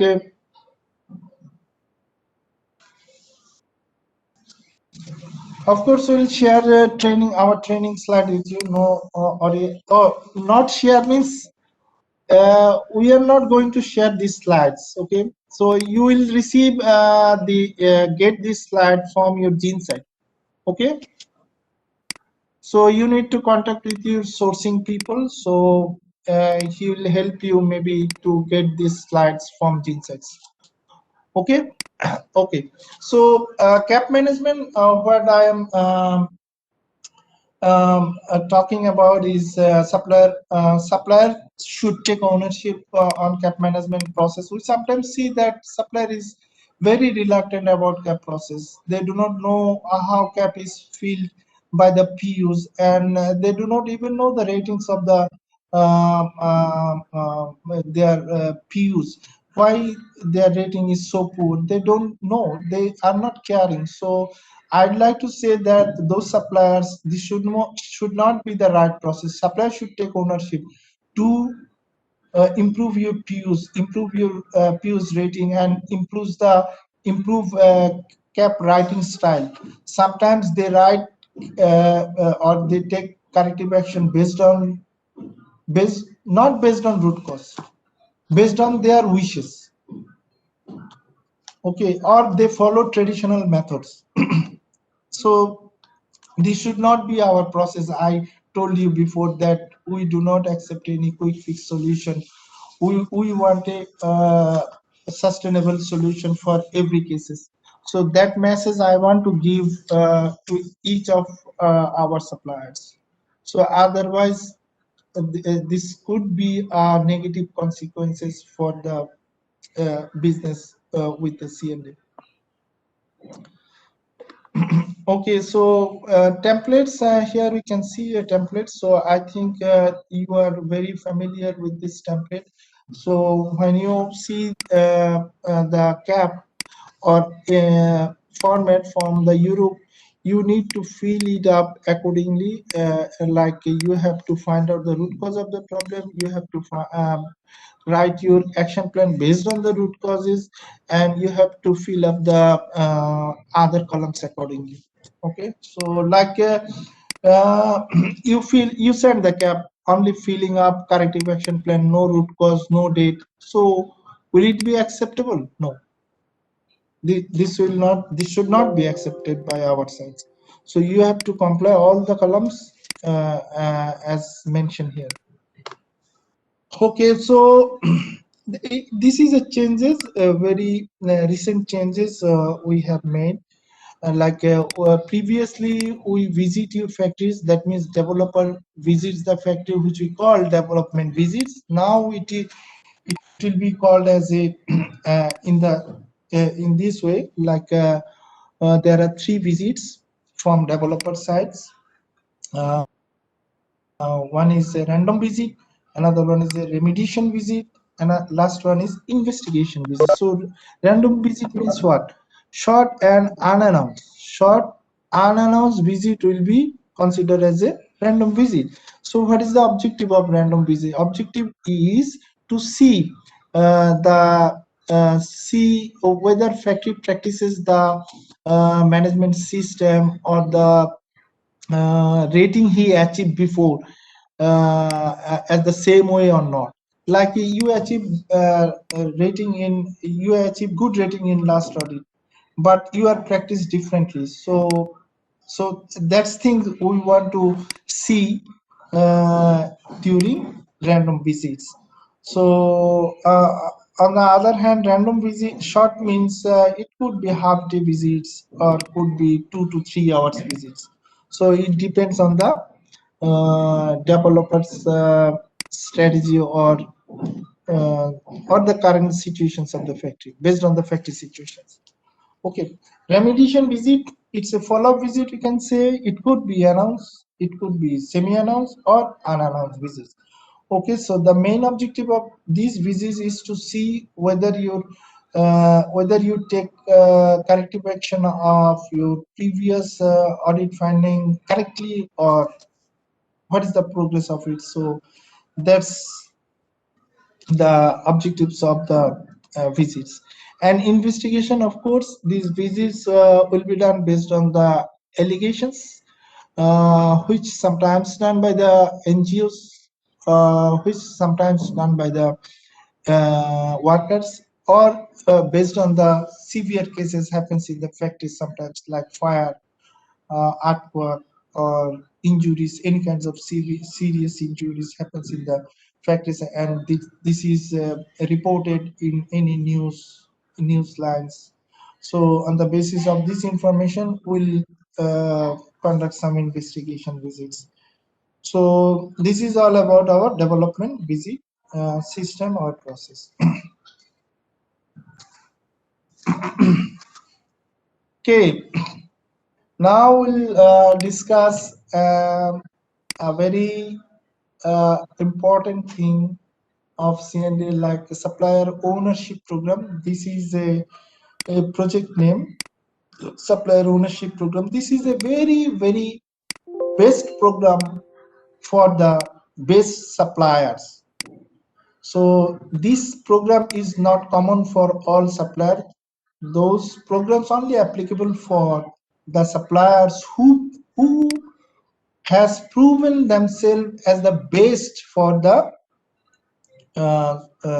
social compliance practices, and also they have proven they have no challenge in social compliance areas, and also they have proven their rating is always good and sustainable. So for these reasons, some suppliers are nominated for this program. So at this moment we have some supplier who already passed, which are already passed by this program, like Epilion is one of them who already passed the program, and mm,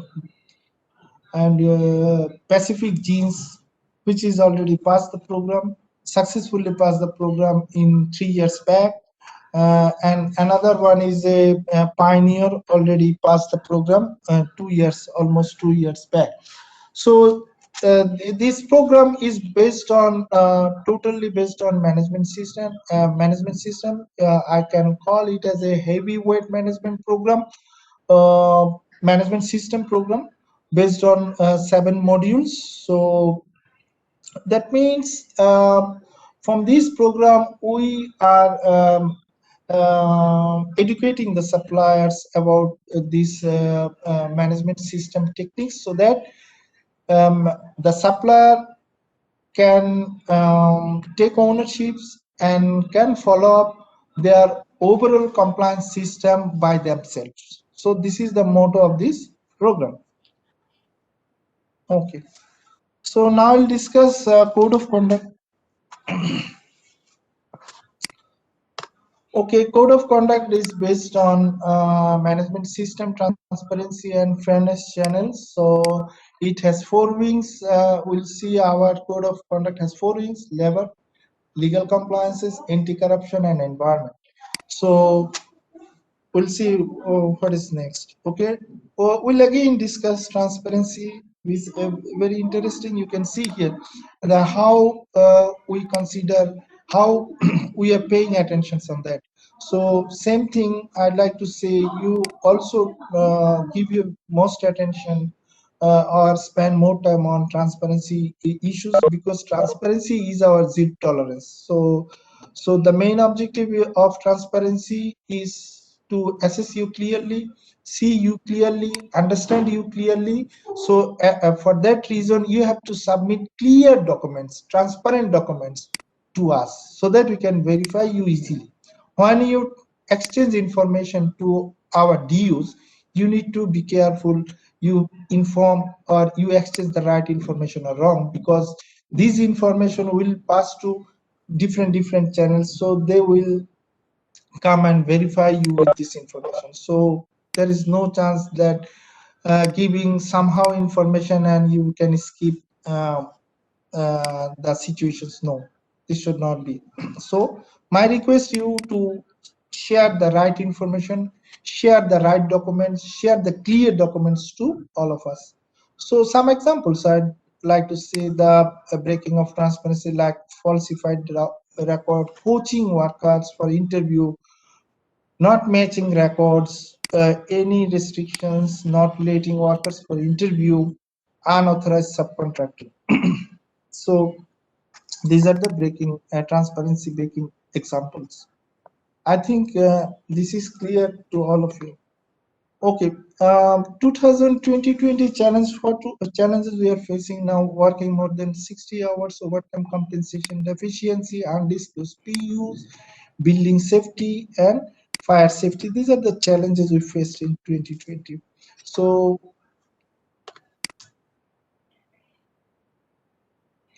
see, working hour, excessive working hour,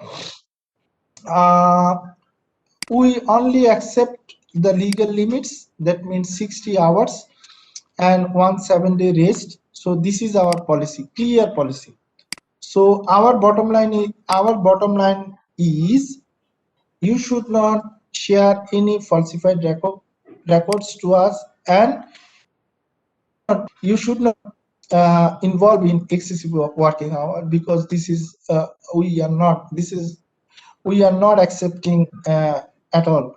So what happens? What happens if, in case of excessive working hour trends, if you see in the production process? So as a compliance person, you should communicate these things with your owner so that they can understand these things. Hey, CND is not going to allow us to excessive working hour, because they are not. This is the bottom line. So you should communicate to the owner.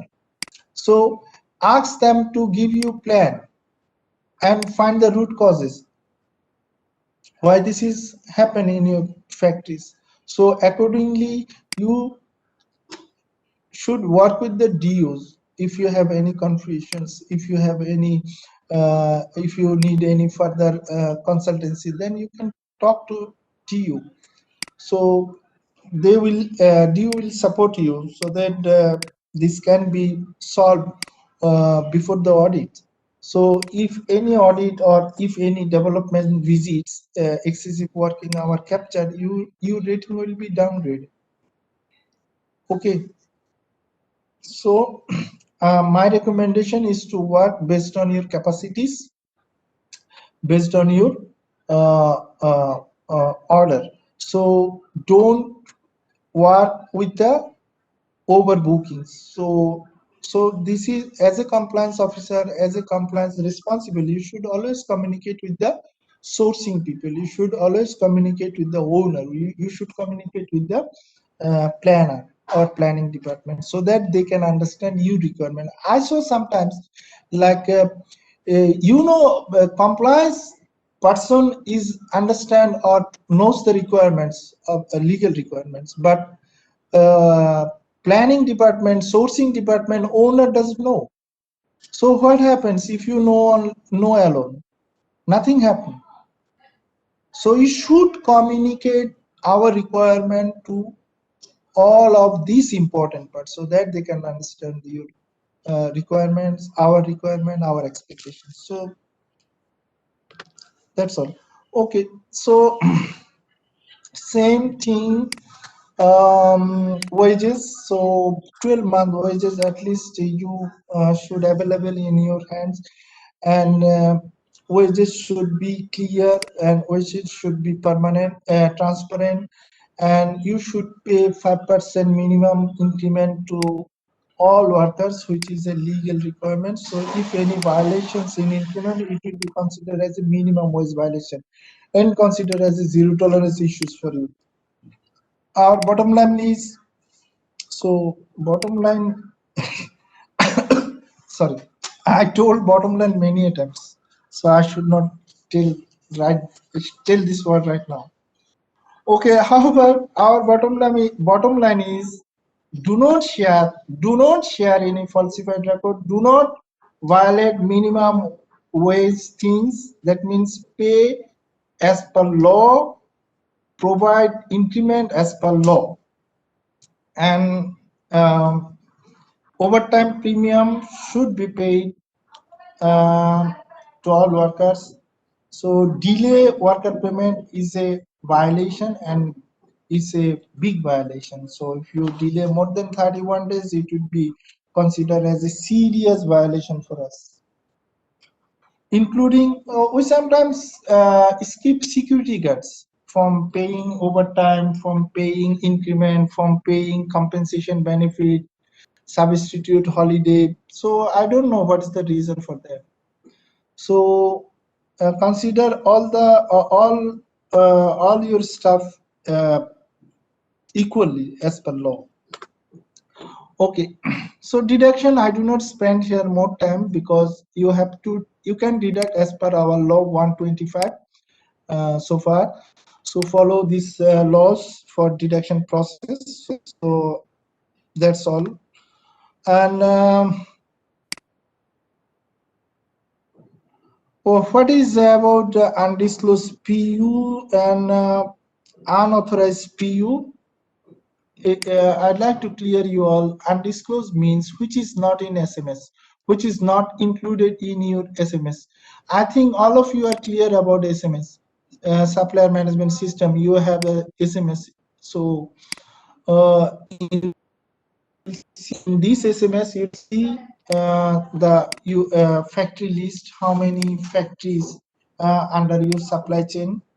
So if the factory which you are now working for C&A is, if it is not listed in the system, then could be that it should be considered as an undisclosed PU. Okay, that means you listed some PUs without any approval from C&A. So this could be a this should be a undisclosed PU for you. And unauthorized means even it is in the SMS, but you are not taking any approval from C&A, or you are not listed with your SMS. Yes, it is in the system. Like system means it is listed by another supplier, but you are not listed in your supply chain. Like Alif. Alif is a common embroidery manufacturer which is listed by many of our suppliers.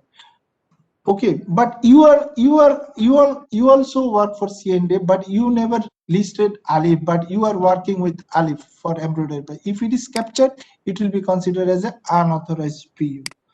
Okay, so most important things, all PUs should be listed in SMS in your supply chain and should take approval, prior approval from C&A. Otherwise, it could be considered as a unauthorized or undisclosed PU. Okay. 2020 challenge building safety. We all know that fire license is a challenge and building license is challenge due to sometimes it happens from factory or sometimes it happens from other reasons, like could be many things. So building fire license means you should be cover the whole buildings and covers the all tenants. Like if you have a 4 shades in your premises, and you should take license to cover all shades and buildings. Okay. Billing same way, billing license, so cover entire billing, and structural integrity should be confirmed. Structural use PU should align with the approved building plan. Like you approve for 4-story, but in practically it is 7-story. That means it is mismatch. So it should not be happen. So there is no marketplace. Should residential building should not be converted into industrial facilities. So we are not accepting this. So okay, so 2020 there is a challenge we see that many of the factories actually they are facing problem with the building license or fire license. Could be internal problem, could be external problem, like I don't know exact reasons, but factory failed to get a complete fire license to cover all of its shade and buildings, or sometimes they do not get the approval, building approval from all for concerned authority because of some external or internal reasons. So for that, why C&A make this process is very easy to them, because for new and existing PUs, if they are unable to share or submit the fire license or building license during audit period, then 7 days will be given to you for submitting at least application papers or applications from the concerned authority. Could be happen like if you have 4 sheds, you applied, but fire license is covered only 3 shades. So for that reason, since it is a severe violation or ZT issues for us, so we want to Supplier to support. So for that reason, you will be given 7 days for application. If you submit applications for fire license and building approval, it's okay for us. After audit, 7 days will be given. Okay.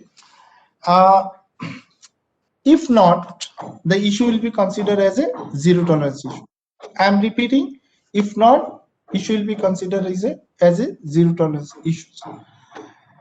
Or if you say submit application, okay, then 6 months will be extended for you to receive license from the concerned authority.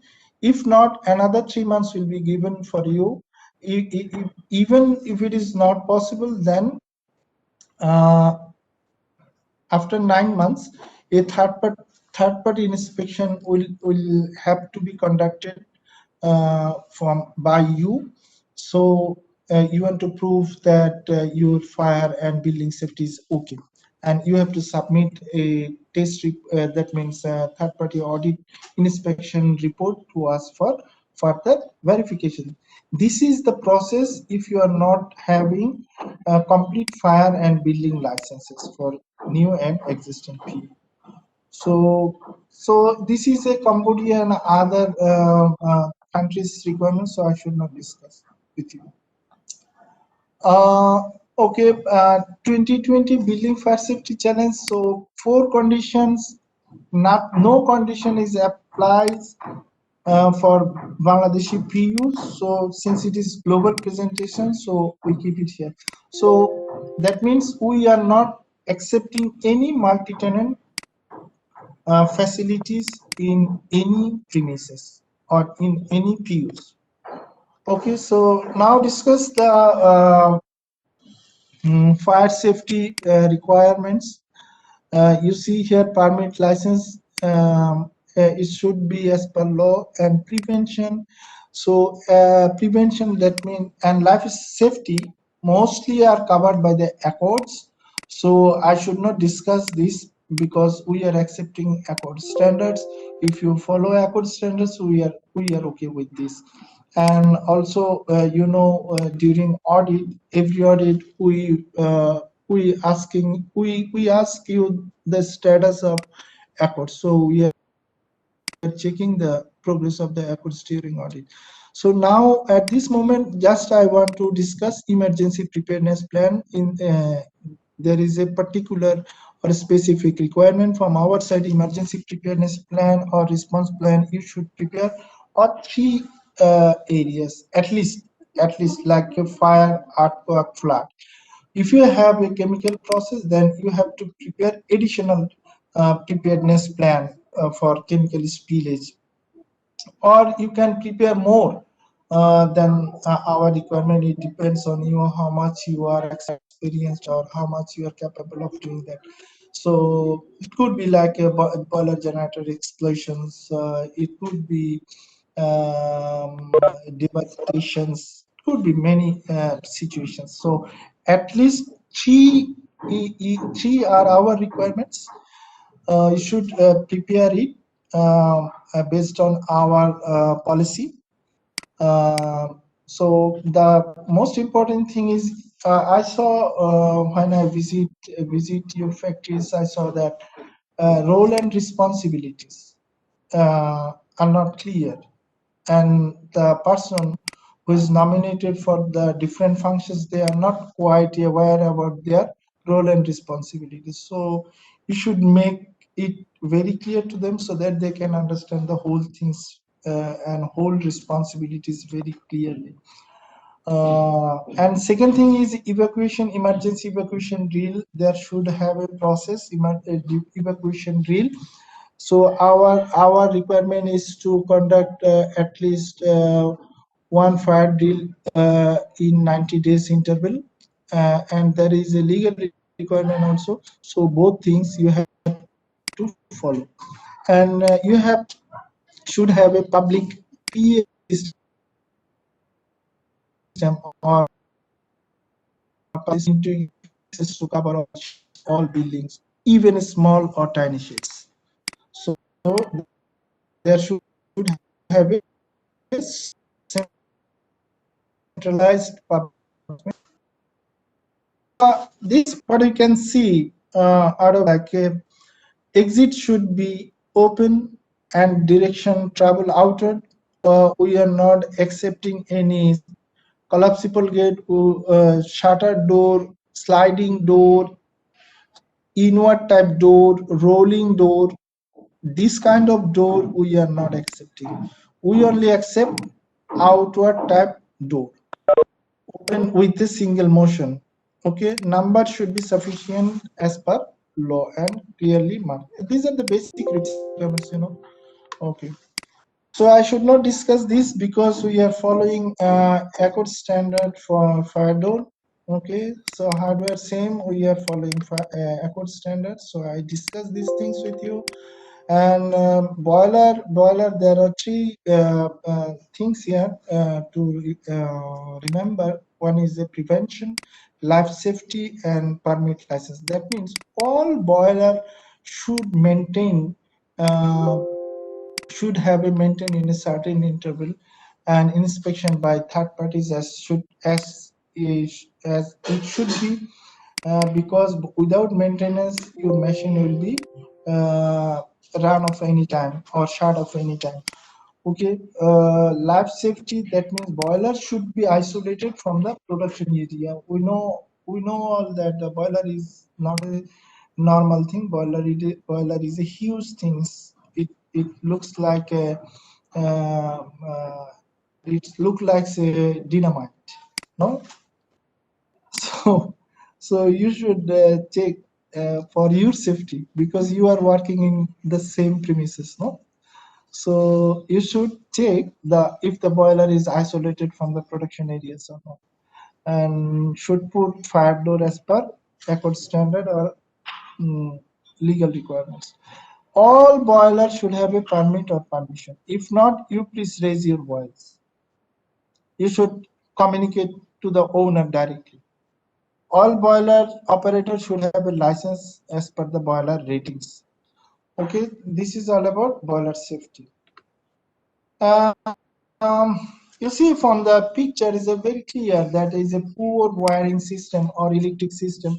So we are not accepting this. No daisy chain, tap, or permanent connections, or exposed wire or bare cable.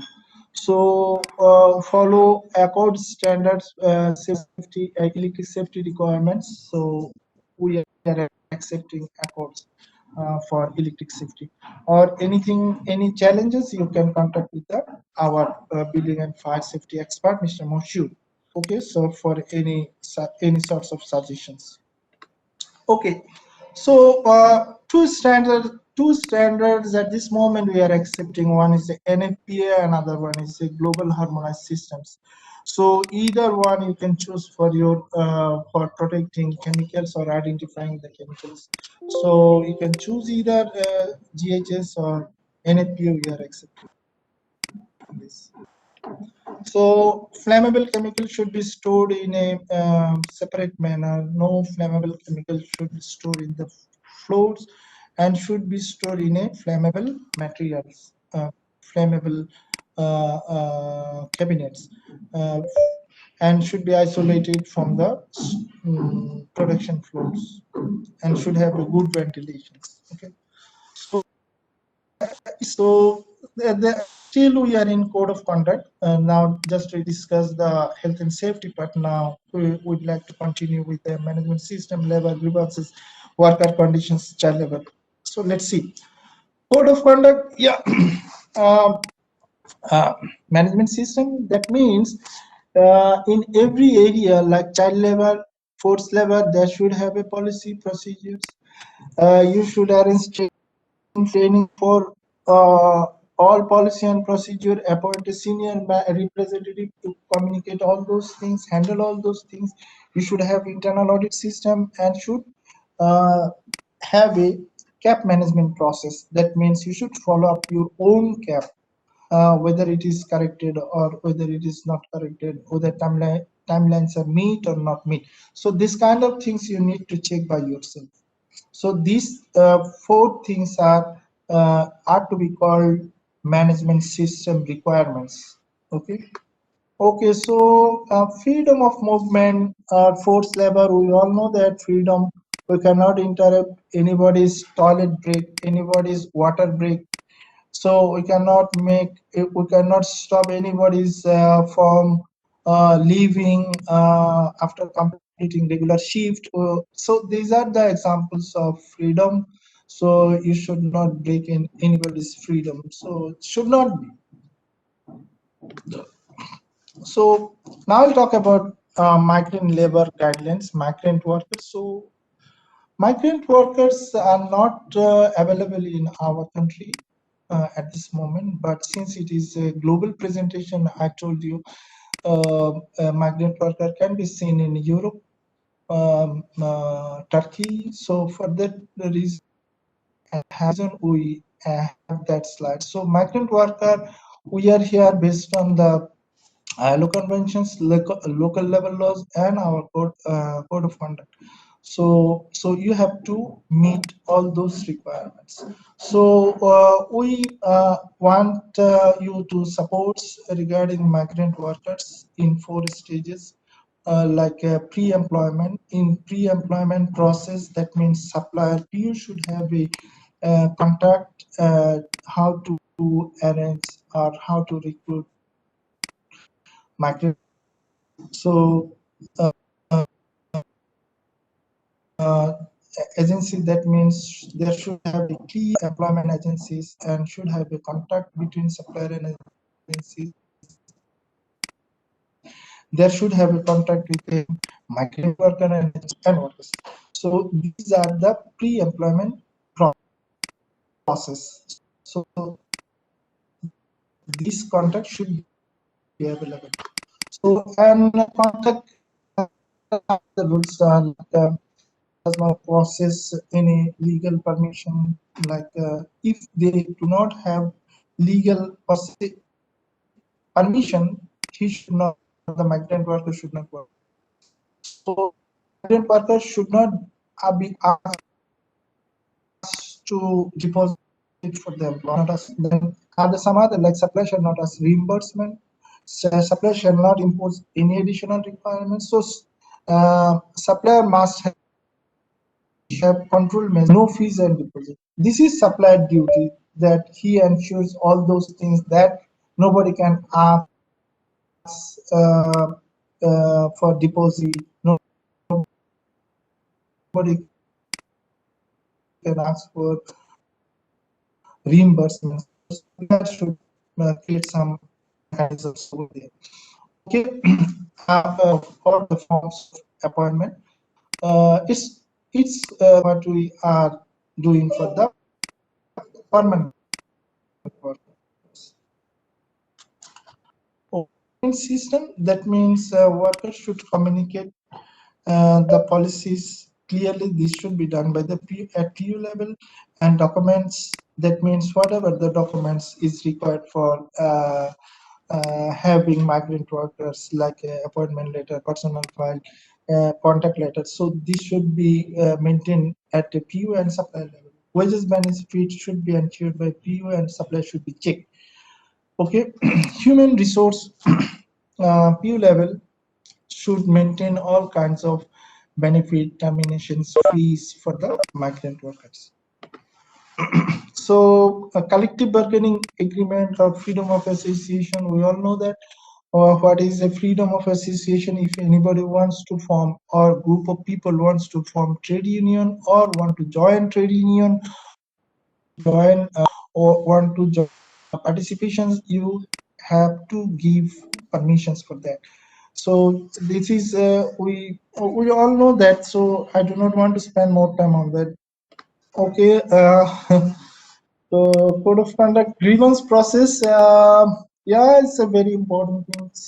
uh, a uh, a grievance mechanism should have some features, like grievance mechanism should be effective, should be accessible, equitable, transparent, and confident. If these features available with your grievance process, then we can say your grievance system or mechanism is a perfect one.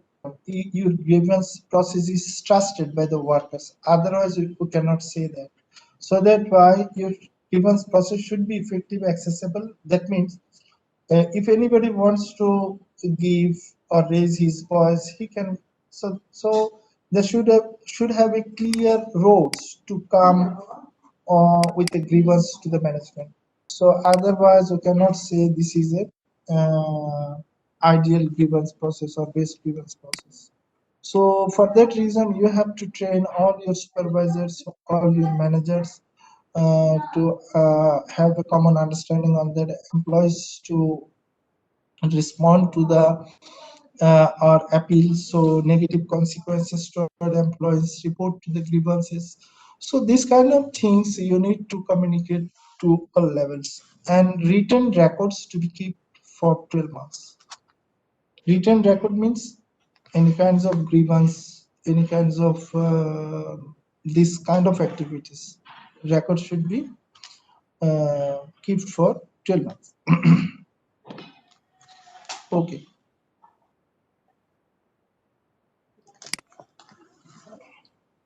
Health and safety we already discussed. Chemical safety, you see from the pictures that every chemical, even it is very small or tiny bottles, you see here all are labeled. That means our expectation, you should put labels in all chemicals, all chemical bottles, no matter it is a jug, it is a jar, it is a tiny bottles, it is a small bottles, whatever. You just put the chemical names in Bangla, put the signal words in GHS or NFPA pictogram, and maintain it in a as per our guidelines. So, and warning signs should be posted, and relevant PP should be used for the user. So these are the things you need to maintain in chemical areas. So like eye wash is important, chemical compatibility chart is important for storing purpose. MSDS 16 point MSDS is required, and must you should keep in your mind that the MSDS should be updated. So should check it, and response in case of spillage purposes. Another thing is a respiratory system. I do not want to say anything here, just follow. MSDS instructions. Do not use your common sense for that, because every MSDS have some instructions regarding respiratory safety. So follow those instructions. If not, so you can check with our chemical expert, Mr. Badol.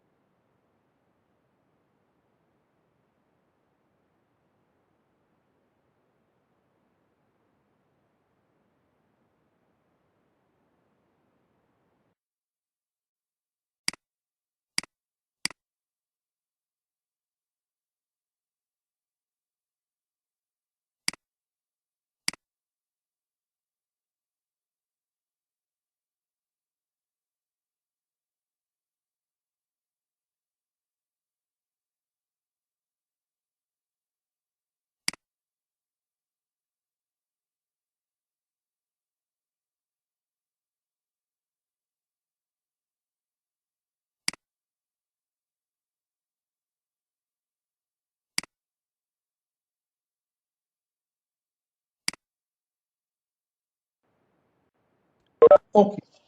Totally clear. Okay, maybe I received a message from Mohibur. I don't know. It is your individual problem, maybe.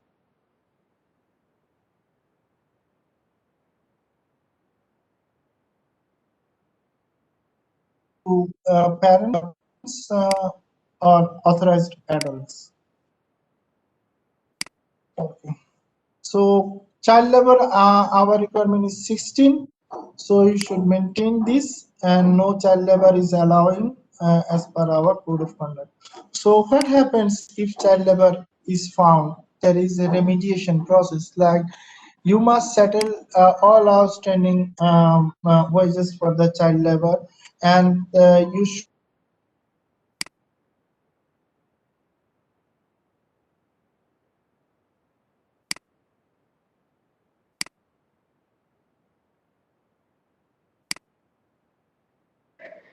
Mesba, it is not clear now. For a few seconds.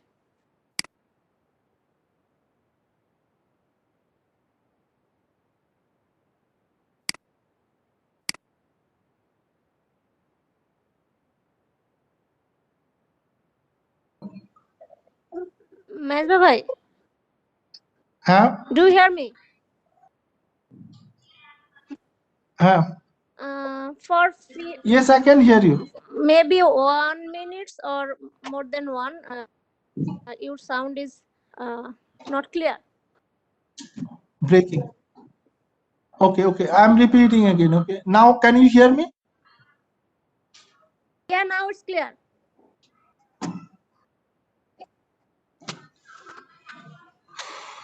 Okay. Remediation process. Now we'll discuss remediation process. If any child labor found, what happens?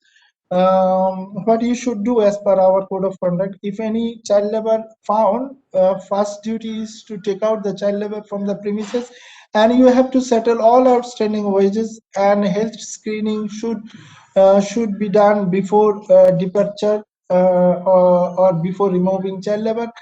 And compensation, you have to like accommodation or transportation fee, you have to provide the child labor, and you must provide minimum wages payment to the child labor until she or he reaches the legal minimum wages. This is a very important message for you. Like if he or she is at 16 years now, then you have to pay 2 years wages benefit to the child labor without engaging him or her into the work. So this is a very important requirement. And final, appropriate institutions for the child for further his or her education. So and you shall give a child opportunity if you want for re-employment, like at his legal minimum age, like he is completing 19 years. If he want to re-employ the same factories, then factory should give the opportunities for him or her, and should have a clear procedures for avoiding child labor in the premises in future level. So these are the remediation process if any child labor found in the factories. So code of conduct, discrimination. So discrimination should not be done in case of pregnancy, in case of wounded workers, in case of anything. So this is a common for us. So, and regular employment, all employees should have a appointment letter, should have a reasonable notice period, should have a permit for valid permit for foreign workers, and should not recruit any temporary workers in the process, and pay probationary wages as per law. And if you have any apprenticeship program, then should pay as per law. And all workers should be respected and should have dignity, and no abuse should be done, no harassment should be done, and communicate the policy, the harassment and abuse policy to all levels, especially supervisors, especially PMs, so that they can understand our requirements, your requirement also. So homeworking is not allowed and totally totally restricted. Now we'll discuss about environment. We are very close to the sessions. Okay. Environment, we are checking legal compliances, chemical safety, and wastewater. So legal compliance, we are checking all licenses as per law. Chemical safety, that means we are checking basic chemical safety. Okay, we are checking inventory, chemical inventory, or basic safety of the chemical stores, or the person who is very work closely with the chemicals. So those things we are checking as a part of chemical safety. In inventory, chemical inventory, what should be the mandatory points, like chemical name, case number, supplier information, MSDS availability, and monthly consumption. These are the mandatory parts of chemical inventory. Wastewater, and of course wastewater parameters should be met as per law. And second thing, ZDC foundation requirement also need to be made as per ZDC requirements. So if any violations comes out of these areas, will be considered as a serious consequences for you. Okay. Air emission should be tested as per law. Wastewater, hazardous, non-hazardous waste should be kept in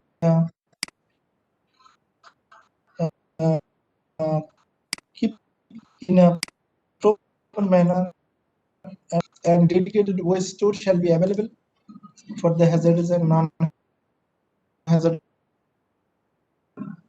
Now we spend some few times how we can manage the waste management disposal. So disposal is our last choice. So this is a traditional method. If we manufacture and dispose, what happens? All our resources will be finished. No. One comment says by Gandhi that resources are very limited, and at this moment we are very good in stage to consume our resources, but it is sufficient right now. If we consider to consume these resources by using our common sense, if we are greedy, or if we use it overuse our natural resources, so that means on that moment the resources will not be sufficient for that. That means, what does that mean? That means resource is sufficient if you use it carefully. If you not use it carefully, the resources is not sufficient. So that is the word says by the Mahatma Gandhi. Okay, so traditional method is reduce and disposal. That means disposal is our last option. So we always think about reduce, prevent. So if we do not consume our uses carefully, then waste will be high, and if waste will be high, then emission will be high. If emission will be high, then what happens? Our planet will be destroyed once. Our planet will be not suitable for a suitable place for living. So that is why reduce is a first option. Reuse, yes, we can go to the next option, reuse. And recycle is a third option. Yes, recycle whatever we do. If the process have recycle system in every process, then it would be easier for the world, like what we discussed in morning, like circular economy. So it is quite similar with the first three things like reduce, reuse, and recycle. So every product should have the system of recycling so that we can use the product again. So these three we can choose in our production process so that we can stop the huge waste in our premises. So recovery is a not actually economic concept, is a actually is a modern concept, so an expensive project. So and disposal is the last option, I'd say. And this is how we can manage our overall waste management. So on the basis of the hierarchy, we can prepare our policy, we can prepare our management action plan, we can choose the suitable options. Accordingly, we design our store handle and disposal for the waste cases. So this is how we can manage the overall waste management system. So on the basis of that, we can divide the wastes into two ways. One is a non-hazardous and another one is a hazardous. So non-hazardous waste are the recyclable features. The waste have we call non-hazardous, compostable, and residual waste. So if the features having with the wastes are to be considered as a non-hazardous, and hazardous are those who has a explosive in nature, which are poisonous in nature or toxic or ecotoxic for the natures, are considered as a hazardous. And infectious, that means infectious means the things the process which creates bacteria, viruses, or any other pathogens. This case happens in medical areas, because medical areas there are so many stuffs we are using, like we are taking bloods, we are using syringes, many other things we are using. From that places, bacteria or virus can be grown. So this is called infectious. So in this case, the wastage will be considered as a hazardous things. I think you understand this, my points. Okay, so accordingly, we have to maintain a waste inventory record on the basis of 8 information. So all 8 information should be available in waste inventory. If not, we'll capture these issues and rated you poorly. Okay, same way, waste should be stored in a separate area, should be isolated area, not on ground, not on open area.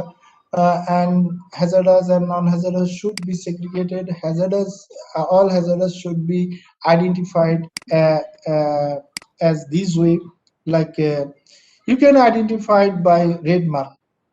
There is no issue. Proper extinguisher should be given, and eye wash is a very important thing. Should provide eye wash. Should have a secondary containment for the wastes, and should have a spill response kit. Okay. Okay. So now I'll talk about sustainable chemical management. So maybe I discussed a little bit about SCM in morning.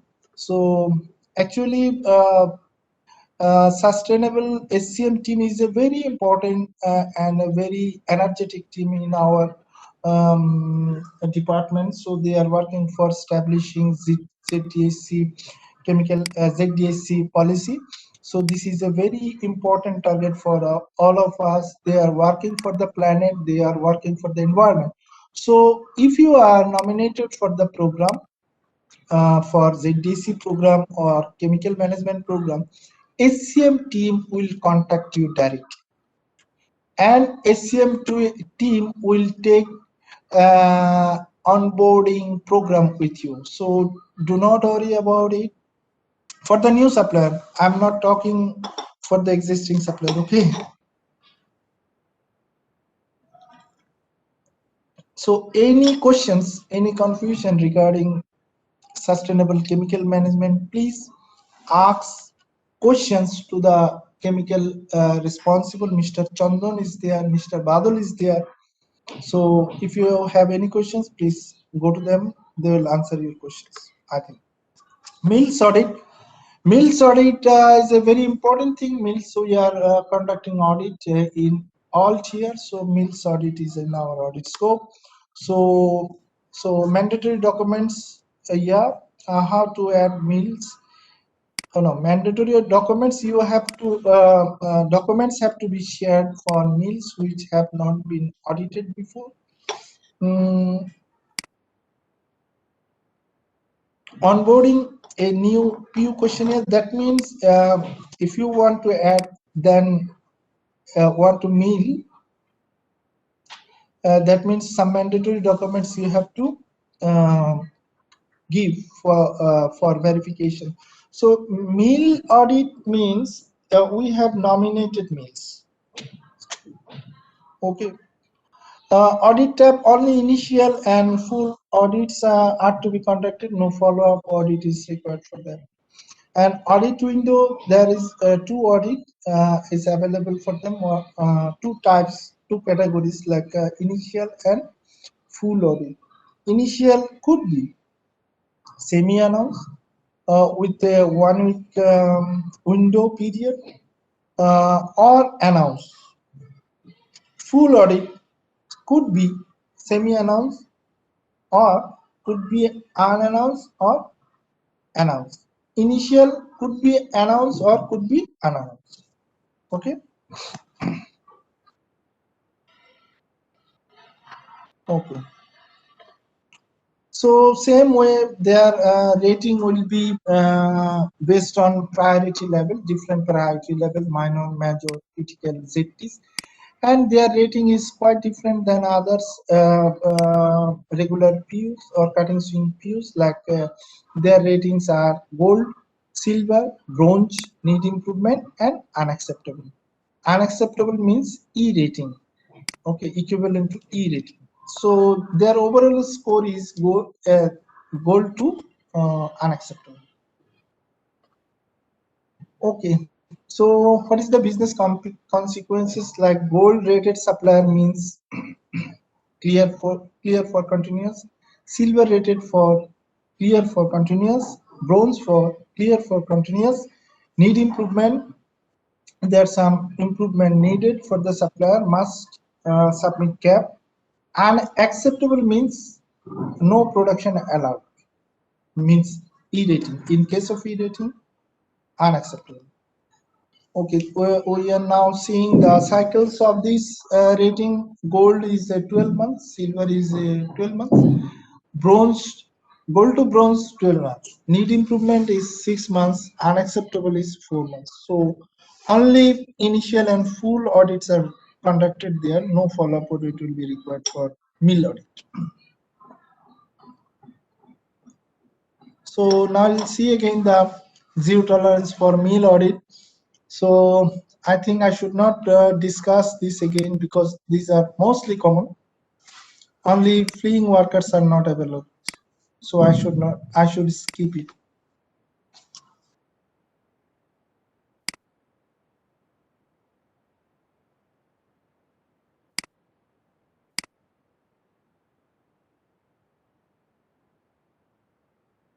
So, I'm going to unmute function, so I'm unmuting all. So you can ask your question now. Rohima. Yes. Okay, so if you have any question, you can ask me in Bangla. No issue. Rahima ওই যে আপনার অ্যাটেন্ডেন্সের কাজটি Okay. Thank you, Mesh Baba, for giving me a chance for collecting the attendance. So, do you hear me, Mesh Baba? Is it clear? Okay. Thank you to all and good afternoon again. I want to ensure the attendance of you who are coming from the which factory. So it is also most clear from your OF ID where mentioned is your factory name. Just I want to share with you which are not clear actually. So who are coming from the AST Networks Limited? Anybody joining from the AST Network Limited? Oh, Yes, AST, I am Sophie. Yes, we are from ST. please your name. This is Joshim and Alauddin. Sorry, This is Joshim and Alauddin, responsible for HR and compliance.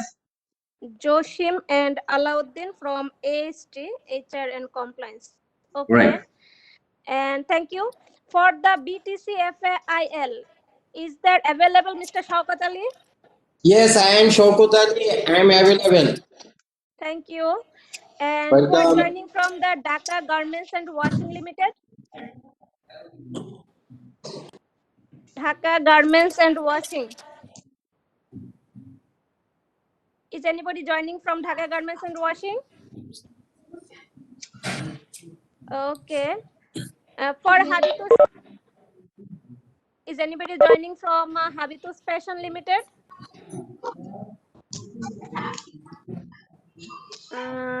Okay. Next, MHC Apparel Private Limited. Yes, I am Anybody? here. This is MDSR Azad. Sorry, I can't hear you. Please, could you please again? This is MDSR Azad. Ajat. Okay. Please designation and which? GM and Head of HR Admin Compliance. Okay. Okay. Thank you.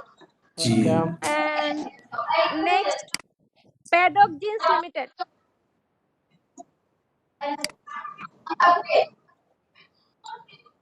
Paddock Jeans. Siam, right? আসসালামু আলাইকুম Yeah. Walaikum Assalam. Madam CM sir অডিটে আছে তো ওনার পক্ষে আমি ওমর শরীফ কমপ্লায়েন্সে বসে ACR executive হিসেবে কাজ করছি Kazi Abedin Tex Okay. Kaji Abedin. Okay. So thank you from Kaji Abedin who are joining with us. And I want to ensure the anybody joining from the Paddock Jeans. Okay. রহিম আপু Yeah. Please tell আমি me. বাকি Oh, basically I'm taking care of this, no problem. You can I can deliver the things to Nuru, Paddocks no and problem. Red Point of both, right? Red Point, yeah. Okay. Thank Basically you. we are merged as a paddock. We are merged as a Paddock Jeans Limited. There is no existence of Red Point jackets. Okay. Okay. Thanks for sharing. Thank you. And okay, next, anybody from Oil Fashion Limited Unit 2 and Oil Mart Limited? Yes, this is MD Ali from Oil Fashion Limited Unit 2 and Oil Mart. I am a compliance manager. Thank you.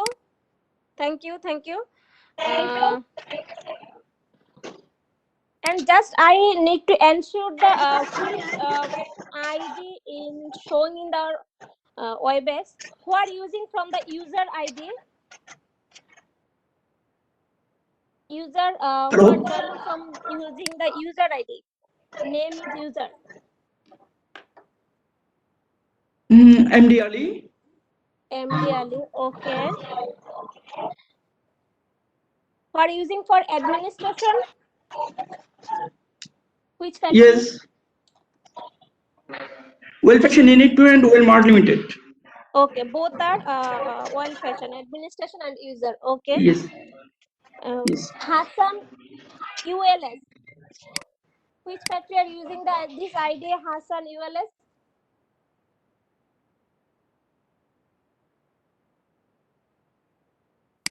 Okay. Okay, Mehz Baba, now complete from my end. Somebody are not joining, but almost it's complete now. Thank you. Hello, madam. Madam, BSDP print unit থেকে তো আমি attend করেছিলাম বা আপনার লিস্টে মনে হয় নেই। টায়ার 2 কি অ্যাটেন্ডেন্স নেওয়া হচ্ছে? একটু বলবেন কোথা থেকে বলছেন প্লিজ? বিএসডিপি প্রিন্টিং ইউনিট, আমরা এএসটি টায়ার 2। বিএসডিবি পুরো নামটা বলুন। BA Bengal hurricane printing and dyeing আচ্ছা প্রিন্টিং ইউনিট। আচ্ছা, আপনার নামটা কি বলছেন? এমডি জসিমউদ্দিন। জসিমউদ্দিন, ওকে। আসসালামু আলাইকুম রহিমা আপা, সাইদ বলছি প্রোগ্রেস অ্যাপারেন্স থেকে। আচ্ছা, কিছু কিছু অ্যাটেন্ডেন্স এখানে ক্লিয়ার, বুঝছেন? যেগুলো ক্লিয়ার এগুলো আমি আর রিপিট করিনি। আচ্ছা, যেগুলো একটু কনফিউশন ছিল, আপনারা যে আইডি ইউজ করেছেন এখানে কিছু ফ্যাক্টরির নাম আছে, কিছু নাম ম্যাচ করেছে, তো ওই জায়গাগুলো আমি আর আপনাদের কাছ থেকে নেইনি। যেগুলো কনফিউশন ক্লিয়ার ছিল না, শুধু তাদেরটাই কনফার্ম করেছি, বাকি সব আপনারা আছেন। যেমন যেগুলো আমি পেয়েছি আয়শা ক্লোথিং থেকে পেয়েছি, তারপরে বেঙ্গল হালিকেন, তারপরে চায়না জং, ওনারা আমি অ্যাটেন্ডেন্স পেয়েছি। তারপরে হচ্ছে স্কয়ার নিট কম্পোজিট, এনার্জি প্যাক, গ্লোবাস, আইএফএল, তারপর হচ্ছে নাফা, পশ, হোপলেস অ্যাপারেল, এসএস ডেনিম অ্যাপারেল, ফ্রেঞ্চ অ্যাপারেল, তো যেগুলো আছে এখানে এগুলো ক্লিয়ার। তো থ্যাংক ইউ সবাইকে for joining with us. Thank you, ভালো থাকবেন। থ্যাংক ইউ, ভালো। থ্যাংক ইউ আপু। ওকে, আল্লাহ হাফেজ। থ্যাংক ইউ, আল্লাহ হাফেজ। Okay, thank you. আসসালামু আলাইকুম, আল্লাহ হাফেজ। আসসালামু আলাইকুম, আল্লাহ হাফেজ। আল্লাহ হাফেজ।